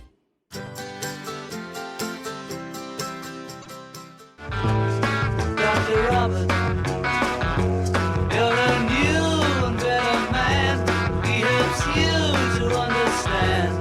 He does everything he can. Dr. Robert. All right, it is Dr. Robert, the Science Files with Rob Thacker, St. Mary's University astrophysicist. Give us a call if you've got a question or two for Rob Thacker, 902-405-6000. That is the way to get into it. Again, 902-405-6000. Rob Thacker, this must be the highlight of your week, is it? Oh, absolutely. No, I do this because I enjoy it. I love answering questions to the best of my ability and really having conversations with people about stuff that they're curious about. And you're wearing a golf shirt on, so that must be a sign of spring, perhaps? No, it's actually one of my favorite polo shirts, so I just happen to have it on. Okay, sounds good. So, sign of spring. I mean, the birds were singing this morning. There you go. Yeah. 902-405-6000 if you've got a question or two, again, for Rob Thacker. Again, 902-405-6000. Before we get into this, I wanted to just get your kind of take on fracking, or hydraulic fracturing as it's called. And I know you're not an expert on this, but give everybody, if you will, kind of the basics behind fracking, because I think a lot of people, and I don't mean this as a criticism, but don't understand even the basics of fracking. So what's the process? So really the idea with fracking is that it's all in the name, right? Fracturing is really what you're doing. And so when you have deposits, one of the things that often is the case is that they're locked into a bedrock system, and you need to be able to get into that system in one way or another to actually get the oil out. And so what fracking does is literally pipe down fluids at very, very high pressure to fracture the rock and then allow you to get at that particular resource you want to get at. So that's what it's really doing. There are all sorts of questions about what happens as a result of this in terms of the stability, right, and the overall flow of, say, water, because there's examples of underlying water systems and water tables being polluted by this. But it can be done comparatively sensibly, for want of a better term, in areas where you know that might be a problem. But there have been examples, particularly in the States, where as a result of fracturing, there's been a bit of instability and a few more earthquakes than normal. That's certainly something that's been studied quite extensively in the States. Okay, so what? Man, oh man, it's just unbelievable how much of this stuff, fossil fuels, are underground and under our feet. Like for a century now or more, we've been relying on carbon fuel, and absolutely. The abundance of it is beyond belief. Well, I mean, we've eaten through a lot of it, though. Come on, I mean, so whether or not we're at peak oil is a debate. I'm personally of the opinion we probably are in terms of resources that are actually worth going after. Yeah. So, and not to mention the CO2 that's in the atmosphere as a result. So yes, it's an incredible resource, but I think we need to just reflect on the fact that it's a resource that took billions of years to create, and we've burnt through it in 150 years. Right? Yeah. That's pretty bonkers. Yeah. How do we determine peak oil? It's an estimate, right? So you estimate the amount of oil there has been, the reserves that are available still to actually get out compared to what we've done historically in the past. So we're probably past peak oil. Well, it's like the old adage, right? You can cut down a tree in 5 minutes and it takes 30 years for it to grow, or 40 or 50 years for it to grow, right? It's way worse than that in my opinion, right? Because if it was like wood and forests, you can basically work on a lifetime scale of renewability. Yeah. With fossil fuels, no, you can't. It just doesn't work like that. Yeah. Well, you never get it back once it's gone. Exactly. Yeah. Right. It was one shot. I mean, this is one of the things that a lot of economists talk about, how we're literally looking back on an era of cheap energy. Yeah. Right. And I mean, I don't 100% agree with that, because I think at the moment, if you look at things like various renewables and so on, they're kind of expensive now because we haven't gone all in on them. Right. And once we do, there are going to be economies of scale there. But again, then we get into issues like availability of minerals and so on for batteries and so on. But again, I think there are solutions with sodium ion there as well. But it's certainly one of the things that economists talk about is as you change the cost of energy for transportation, you change the economics of the global system that we live in. Are you concerned what's happening in the United States with energy policy? I know it's hard to have a discussion without bringing this up. Yes, absolutely. I'm concerned about it because I think it's idiocy, right? Yeah. I mean, we finally got the states with the Inflation Reduction Act to literally recognize what needed to be done to move towards net zero. And within the space of 3 years, it's thrown off, right? I mean, I don't know what to say, because it's someone was joking. This is kind of funny, right? So we see a little bit of hype around AI and so on, around what ChatGPT and what it can do for climate change, right? And so I said, I'm just going to, for a laugh, I'm going to put into ChatGPT, what should we do to address climate change, right? And ChatGPT will tell you back, oh, you have to reduce CO2 emissions. Yeah. So why don't we do what ChatGPT tells us to do? Yeah, there's some irony there, I think would be the term, right? So yeah, I mean, it's. I understand people's concerns about economic prosperity. I really, really do, right? But the point of the Inflation Reduction Act, which was going to put trillions of dollars into the U.S. economy, right, was that it was going to put subsidies where you can develop new technologies and develop new things that don't rely upon established industries, right? And that's where we have a challenge with economics. When there's an established industry, for reasons we can understand, right, that lobby tends to be very, very strong. Yeah, right. For sure. Okay, 902-405-6000. Peter's giving us a call. Hello, Peter. Hey, how are you guys today? Good, thanks. We're well. Awesome. Dr. Rob, I've listened to a few programs recently and come up with many questions, but I'll just stick to one. With regards to black holes, and they're talking about how you had this super massive black holes at the center of most galaxies. Yeah. Well, they talk about the density of the sun, like the mass of the suns, how many they are, but they never speak about, like, is there a way to measure how the diameter of these things? And does that make a difference? I can't see, like, what I'm getting at is however you measure the densities, this is the same per cubic million square miles. Yes. So I'm gonna give you an answer, but it's not gonna really make you feel 100% happy. But I'll try and explain why. So one of the challenges with black holes is we really kind of think that the mass has ended up right in the very middle of the black hole in something we call the singularity, right? And that's literally the point at which we don't know what's going on. That's when Einstein's theory breaks down. And so what we can say, though, is that there is this limiting radius, the event horizon, right? And so once you go beyond the event horizon, you can no longer escape from the black hole. Not even light can escape from the black hole. And that is kind of considered to be the boundary of the black hole, right? And so when you work out how big these black holes are relative to the event horizon, then you wind up with things that are solar system size, right? But in terms of the actual density, it's not very well defined. It's really kind of the density goes to infinity in the middle of the black hole. And that's kind of one of the reasons that people are not 100% happy with black hole solutions in general relativity. Oh, that's interesting. Yeah. Okay. I have some notes that I've got a couple more questions on, but I can't find them right now, so I'll call you back some other day. Okay, thanks, Peter. Thank you, bye. Thanks for the call. Take care. 902-405-6000. That's the way to reach us for the Science Files. Again, we get open lines for you. Give us a buzz. Again, 902-405-6000. I want to revisit the energy conversation a bit, and not to get political with this, but but they're intertwined.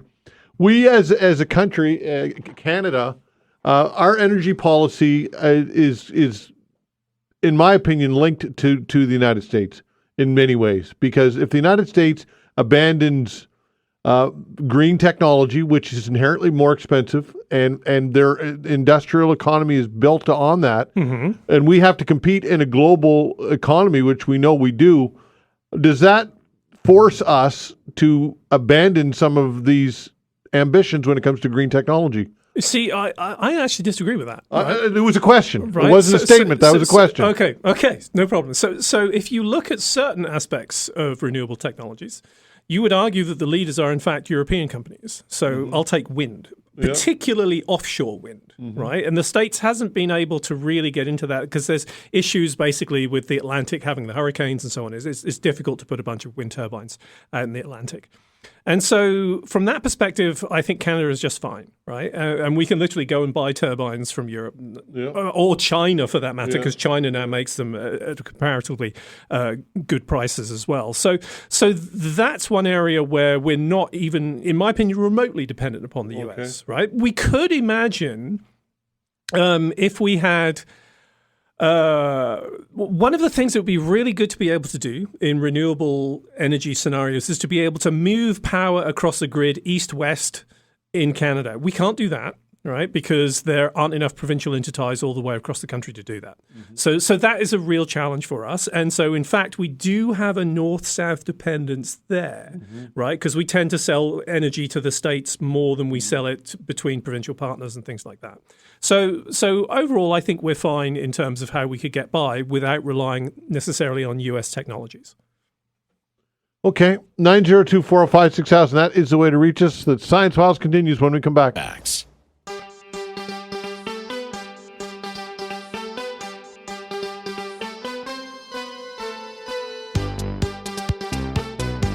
All right, it's the Science Files with Rob Thacker, 902-405-6000. That is the way to reach us. Eric has done just that. Hello, Eric. Hi, Todd. How you doing? Doing well, bud. You? Well, you know, it's a nice tropical day in Halifax, so I'm enjoying this manifestation. It's not bad. I'll be able to plant my pineapple trees pretty soon. Well, as Rob called it, it's a harbinger of things to come. Well, it's like 0 degrees. Summer is coming. He just wants to get the golf clubs out. He's got his golf. He's wearing a golf shirt too, but he called it a polo shirt. I don't know what the difference is, but anyway. Anyways, Dr. Rob, what I found very interesting lately with all the seismic activity over there in Greece, in Santorini. I guess in 1956, they were in a solar maximum. They called it number 15. And Today we're in solar maximum 25. And then I don't know what solar maximum we were in 36 BC, but in 36 BC they had 3600 BC rather. They had a tremendous earthquake there that wiped out the civilization. And then in 1956 they were in a solar maximum and they had a horrible experience. And it looks like things are tuning up to have another one. So I just became curious. As far as you know, do solar maximums are they either a correlation or a causation of increased seismic activity? All the volcanoes still come back up again. We've had a whole plethora of earthquakes and stuff like that. And the second part of my question is it inevitable that we're moving into a period of time where the glaciers will leave the Earth, because it was like that one other time? And I'm just wondering if could we be hit it that way? Any thoughts on that? So I'll try and take this apart as best I can. So with the solar maximum, although we go through this significant change in the probability of having sunspots and things like that, you aren't seeing like a really significant change in the actual output. Like you're not seeing something that's suddenly going to make us like bake in the middle of winter or anything like that. So we can all see that we're still having quite a cold winter, one of the coldest ones we had in a while, right? Mm-hmm. So there isn't necessarily any really significant impact. Now you can have a build-up associated over a longer period of time. There are arguments for this within the geological record. But in terms of like the 11-year cycle, it's happening all the time, right? And it's not that significant a difference. So if you look at the probability of something correlating, if you have enough random events, you will in general find certain circumstances where it looks like there's a correlation, right? But there's no causation. There can literally be, just by pure random chance, a correlation between one thing and another. And I should say I haven't looked at the Santorini sort of like earthquake activity versus the solar maximum. I haven't even had a chance to do that. You can actually run a statistic that will tell you how likely it is that there would be some correlation between the two based solely on random chance, right? So at the end of the day, I can't come up with a way that there would be a link is the main thing, right? I really don't see an obvious route for that's going to link earthquake activity with minor changes in the solar output and sunspot activity. It really doesn't make a lot of sense to me. I'm a scientist. I'm not going to say that's the end of it, right? But I can't think of a logical connection for that in my head, right? So then Are we destined in the long run to lose all glaciers? Well, if we keep going at the rate we're heating the Earth right now, then yes, there's going to be continued erosion, right? I have no doubt there will be some glaciers that will survive, right? Presumably some of the bigger ones down in Antarctica. But if anyone who's been to the Columbia ice fields in the Rockies, there are markers for each year. And if you start at 1850, you're walking to get to today. It's crazy how much that glacier has retreated. Right. So seriously, this is something we should all be concerned about. Yeah, I was just thinking too, Alaska, with all their ice fields and stuff, if there was a melt, it'd be sort of Michael rowed the boat ashore for us people in the South, wouldn't it, if that should happen? Sea level rise is a real thing. I mean, people sort of say, oh, yeah, but ice carries the same volume. That's not the thing. It's like literally you've got water coming off land, and that's what drives up the water level. Yeah, okay. Well, thanks. I thought it could be a coincidence or if there was science behind it or whatever. But I appreciate your explanation and taking the time to clarify that for me. So thank you very much. Thanks, Eric. Take care, pal. Yeah, you're welcome. Okay, 902-405-6000. Paul, hello. Good day, boys. Hi. Hey. This asteroid coming in 32, first there was a 1% chance, I think, and then it went up to a little over double that. Now, magically, there's no chance it's going to hit. I wonder if you could make a comment on my fears. Okay, so what you got to remember with these asteroids is the accuracy of the prediction is entirely dependent upon how much data we have about its orbit.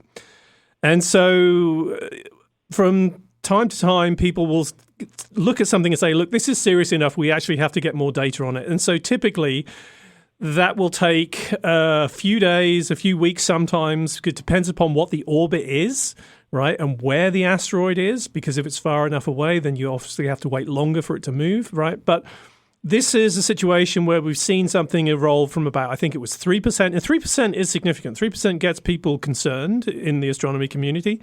And so then there were some more observations taken. And then on top of that, there are a couple of different predictive models for the orbits of these things that incorporate different aspects of the physics. It's a little bit tricky. There's not just gravity. There's a few more things you have to take into account. And so it's now gone down to under 1% as far as I know. I haven't checked what the latest value is, but it's getting lower and lower, which is a good thing. Yes, it is. Obviously, they're going to continue watching this very closely. Yeah, I mean, as far as I remember, this one is what are they saying? Like city killer size, right? Which is a few hundred meters or something like that. But it's now, okay, I've just found something. It's now down below 1 in 1,000. So that's good. Any chance of an asteroid, if that did hit, any chance of that triggering an earthquake? Yeah, absolutely. I mean, if you had something, well, I mean, here's the thing, right? So it's got to get down to the Earth to do that, right? And so it has to be a big enough object that it doesn't blow up in the atmosphere. Right. And so if you look at Tunguska, that was a big air blast. And that's really the thing that we can look back on and saying, oh, that's a massive impact. And that flattened forests for hundreds of kilometers. Right. But if it is an air blast, then you're not going to have a big sort of like earthquake because it's not actually going to get down into the mantle. But if you had something that was kilometer size, which don't worry, I don't see us having anything like that around, then, yeah, that could cause really significant seismic impacts. All right. Very good. Thank you very much. Thanks, Paul. Take care. 902-405-6000. That is the way to reach us for the Science Files with Rob Thacker. We've got Rob to the top of the hour and get some room for you as well. 902-405-6000. The Science Files continues when we come back.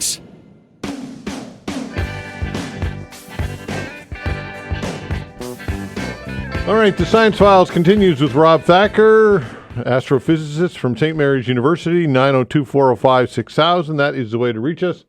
Again, 902-405-6000. Give us a call. Rob, you having fun so far or what? Oh, always having fun. Always having a good time. All right, 902-405. I mean, would you believe it? We've talked about the random probabilities and statistical tests for whether things are coincidences or not. Yeah, there we go. There you go. 902. Well, 95.7. You've done the heavy lifting. Thank God for that. 902-405-6000. Give us a call. Justin, hello. Hey, how you doing? Well, you? Good, thanks. Good. It's a beautiful day out today. Yeah, I've heard that. Yeah. Well, I wanted to talk about the fracking issue because a couple of years back in Halifax, there was actually a lot of information about it before they started like really getting into it. Mm-hmm. I think the information board was like what to frack, and it gave like a website to figure it out. And apparently, there's a lot of dangers with it. They're basically fracturing different components underneath like soils and stuff like that. And I was just wondering if that could make like sinkholes or like collapses or anything like that. So it's certainly the case that there have been a number of reported geological problems as a result of extensive fracking in certain regions in the US. I'm trying to remember, because 2 years ago, I did a very short story on this, I think.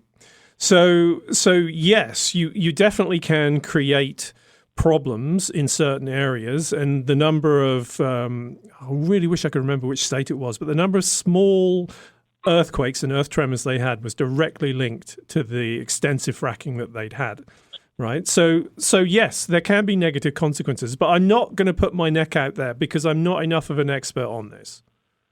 Okay. Yeah. You just said you're not really much of an expert on it, but like my next question was, is it really worth the risk if that is like one of the outcomes of it though? Because I'm not a particularly strong supporter of fossil fuels anyway, no. But I mean, okay, you're going to be getting a lot of gas from doing fracking and so on, but I would much rather we put our attention towards developing renewable solutions, is my honest viewpoint. Yeah, for sure. Okay. All right, yeah, that was my question. Okay. Thanks. Appreciate the call. Okay. Take care. 902-405-6000. Ed has given us a call. Hello, Ed. Good morning. Hey there. Happy Tuesday. I'm wondering what you think about the one electron universe postulate. The one electron universe postulate? Please tell me more. Well, apparently I heard somewhere physicists in the States that there's the hypothesis that all the electrons and positrons are actually manifestations of a single entity moving backward and forward. I can't get my head around that. I mean, if someone was going to say that all electrons are the same, yeah, I would agree with that, right? Because they kind of have to be, right? But beyond that, I've really not heard of this. So, yeah. Continually traveling backwards and forwards in time? Is that what you said? That's what they told me there. I read a little bit there. This was called the theory of positrons. Well, so positrons are the antiparticles, right? So they exist in a state where if you put the positron and electron together, then you will get mutual annihilation and just a lot of energy out of it, right? But I don't quite honestly understand. Well, there's probably something quantum mechanical here, right? That I don't fully understand, but it doesn't make much sense to me off the top of my head. But I would have to look into it in more detail. Okay, perfect. Thanks. Okay. Thanks, Ed. Take care. 902-405-6000. That is the way to reach us for the Science Files. We get some open lines for you. Again, 902-405-6000. So back to the asteroid, potentially, or the close call. Doom from above. That's right. Thinking about the size of the universe or the solar system or whatever, whatever term it is, I guess.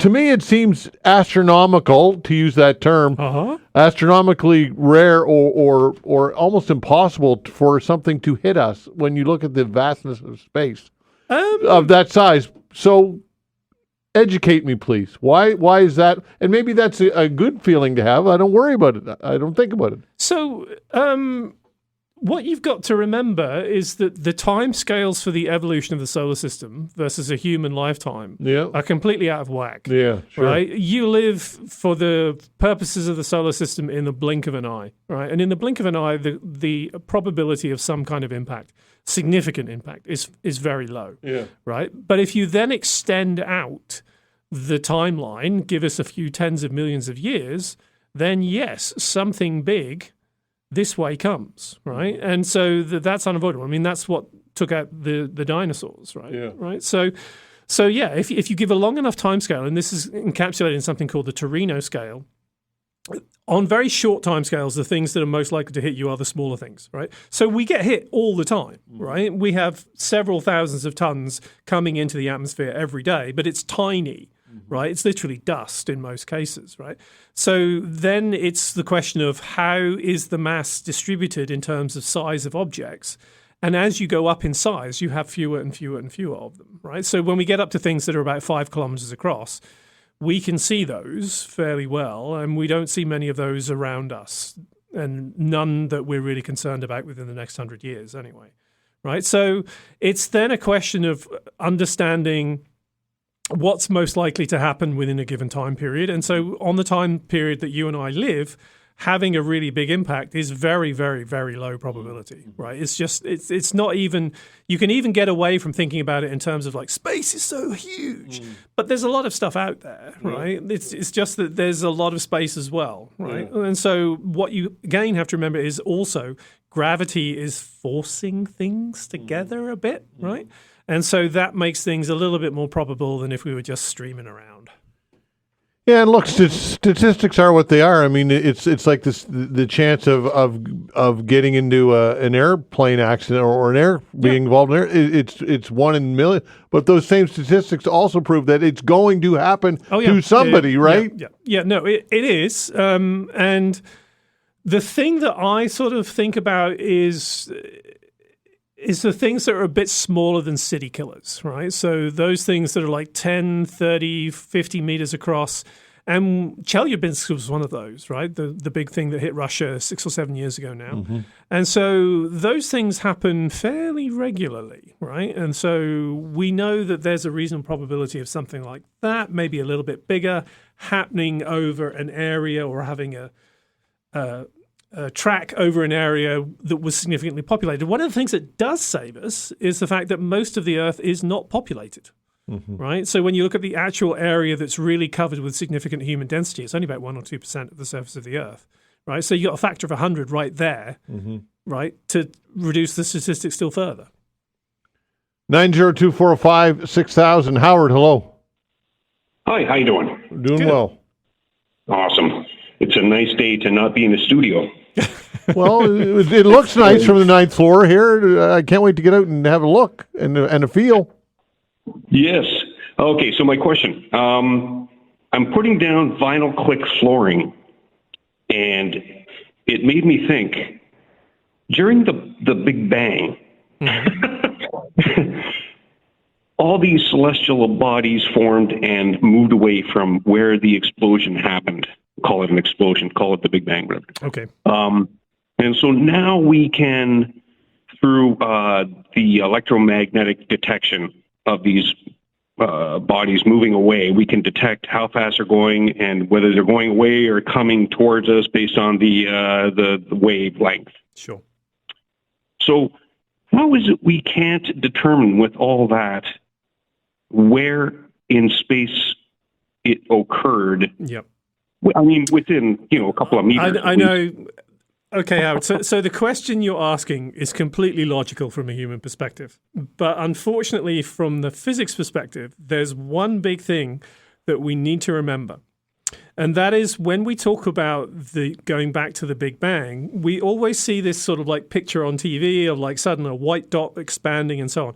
But that's not actually what the geometry of the Big Bang is. The geometry of the Big Bang is you take everything, right, and you squish it, and you squish and you squish and you squish and you squish, and you take it back to this single point. But that single point is still everything, right? It's not actually embedded within anything, right? There's nothing outside the universe or anything like that. I mean, I understand why people think that, because I live on the road is in the city is in the province is in the country is in the continent's on the planet, and so on. So we're always used to thinking of things being embedded within another thing.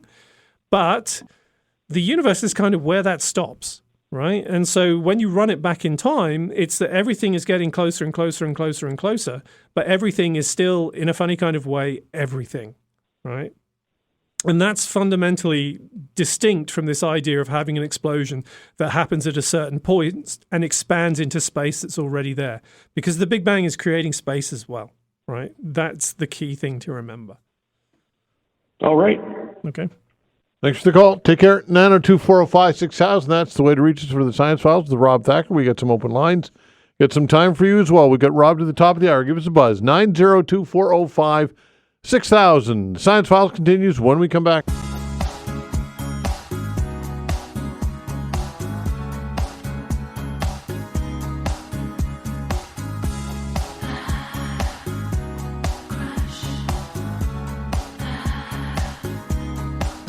All right, it's the Science Files with Rob Thacker, astrophysicist at St. Mary's University. The way to reach us is 902-405-6000.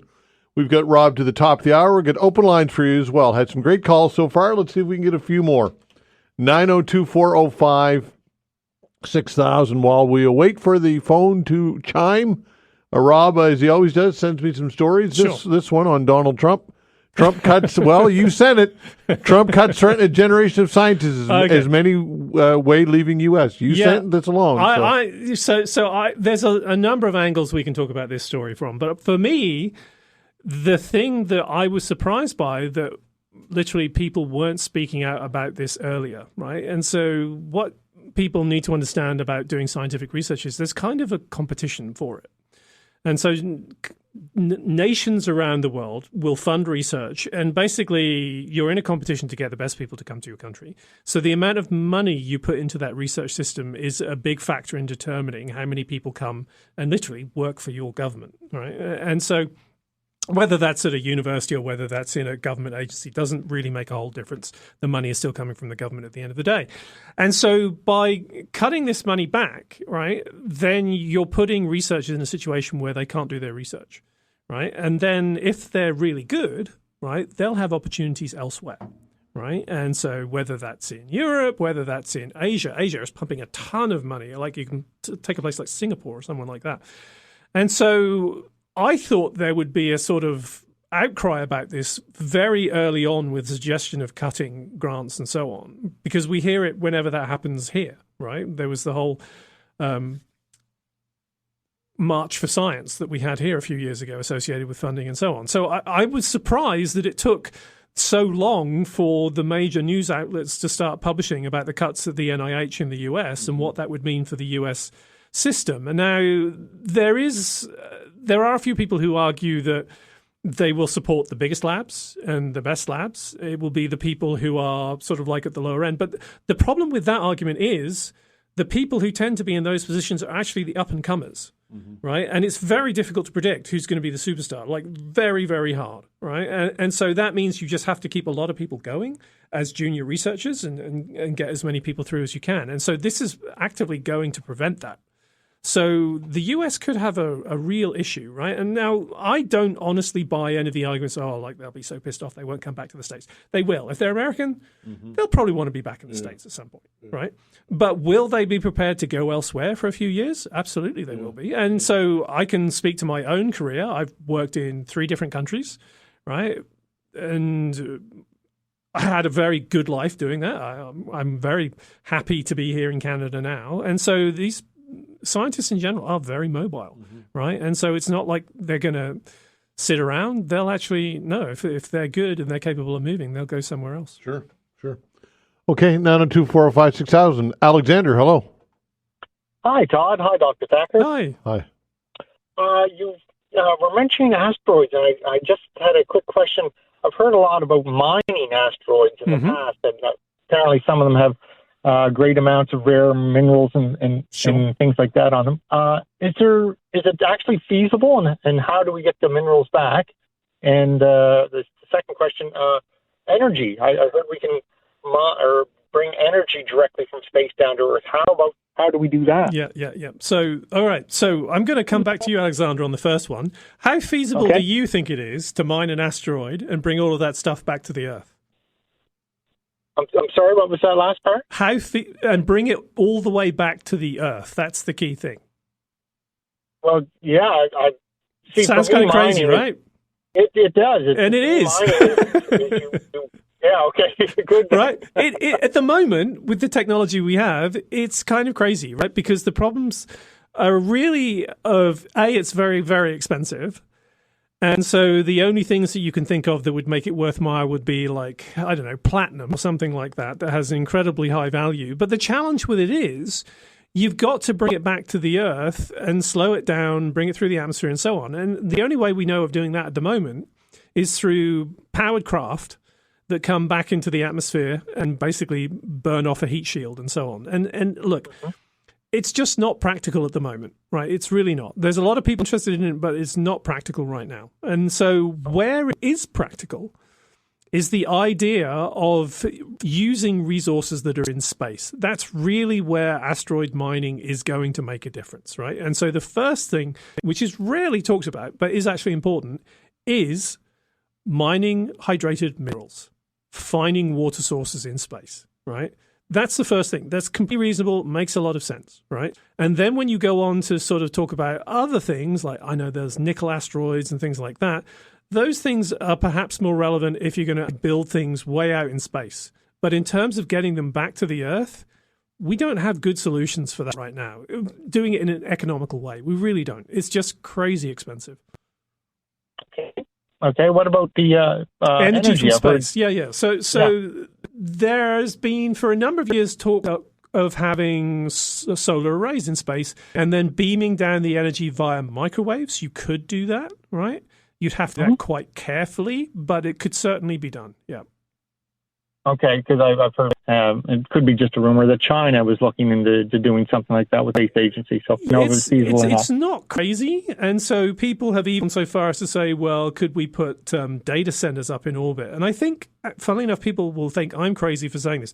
I think that's actually going to happen, but probably on like a 15, 20-year timescale. There's a number of reasons why I think that will happen associated with the timing of passing signals around in space, in the internet in space. So I think that might happen, but it's going to take time. Okay, great. I appreciate your time. Thanks so much. Thanks for the call. Take care at 902-405-6000. Kevin, hello. Hi, Todd. Dr. Rob. Hi. Todd, you're ex-military, so am I. Thank you for your service, sir. Thank you as well. Okay. Do you remember the old FNC-1? I certainly do. I certainly do. Yeah. I that was the weapon that when I joined the military, that predated the C7. I think it was the C7, which was the the FNC-1. Funny little story. I was on the range the first time I was firing the FNC-1. And I held the rifle too close to my face, and they kicked like hell. Those things are strong, 7.62 millimeter, and I ended up with practically a black eye at the end of the end of the session. That thing kicked so hard. I've had that from a shotgun. Yeah, for sure. Yeah. And I don't know. It was like whenever I went through, every time I fired one, I had one on the lowest gas compression. I could never find a comfortable one. Yeah, no, those things had made a massive kick. Yep. Anyway, Dr. Rob, Todd probably remembered it too. The 51, they said it had a muzzle velocity of 1,500 feet per second. You kind of broke up there. Can you say that again? Because we missed you there. Ask the question again. Yeah, Dr. Rob, the old FNC-1, they said that it had a muzzle velocity of 1,500 feet per second. Mm-hmm. Now, could you take that weapon into space, zero gravity? First question is, will it fire? So if you've got the oxidizer in the capsule, then yes. Okay. Now, so at 1,500 feet per second, mm-hmm. in 60 seconds, that would give you a velocity of 90,000 feet per minute. And if you time that by 60 minutes to the hour, that will give you 5.4 million miles an hour. Okay. Now, we're almost out of time, so you got to get your question in. It's going to be feet, though, isn't it? It's not going to be miles. It's going to be feet. Yeah. Oh, sorry. Oh, I misunderstood it. Sorry. Okay. But anyway, how far will that bullet go if it doesn't hit anything? Will it never stop? 5,400,000 feet. Yeah. Right? I mean, that's what space is like. I mean, if we're not talking about lower Earth orbit, right, and we're talking about in space, right, if you start a bullet going, it's going to keep on going and going and going and going. That's Newton's first law. Right, and so that's the reality of, like, I say space is like ice, right? You can't slow yourself down. You're just going to keep going with the momentum that you have. Okay, we're out of momentum and we're out of time, Kevin. We got to let you go. Thanks, pal. Hopefully that addressed your question. Take care. Rob Thacker, thanks for coming in. Appreciate it as always. Always a pleasure, and thanks everyone for the great questions. All right, that's Rob Thacker. That's the Science Files. I'd like to thank Vanessa Vandeness on the other side of the glass. The control board's doing a fine job as always. Thanks for listening. We're back tomorrow at 10 o'clock. See you then.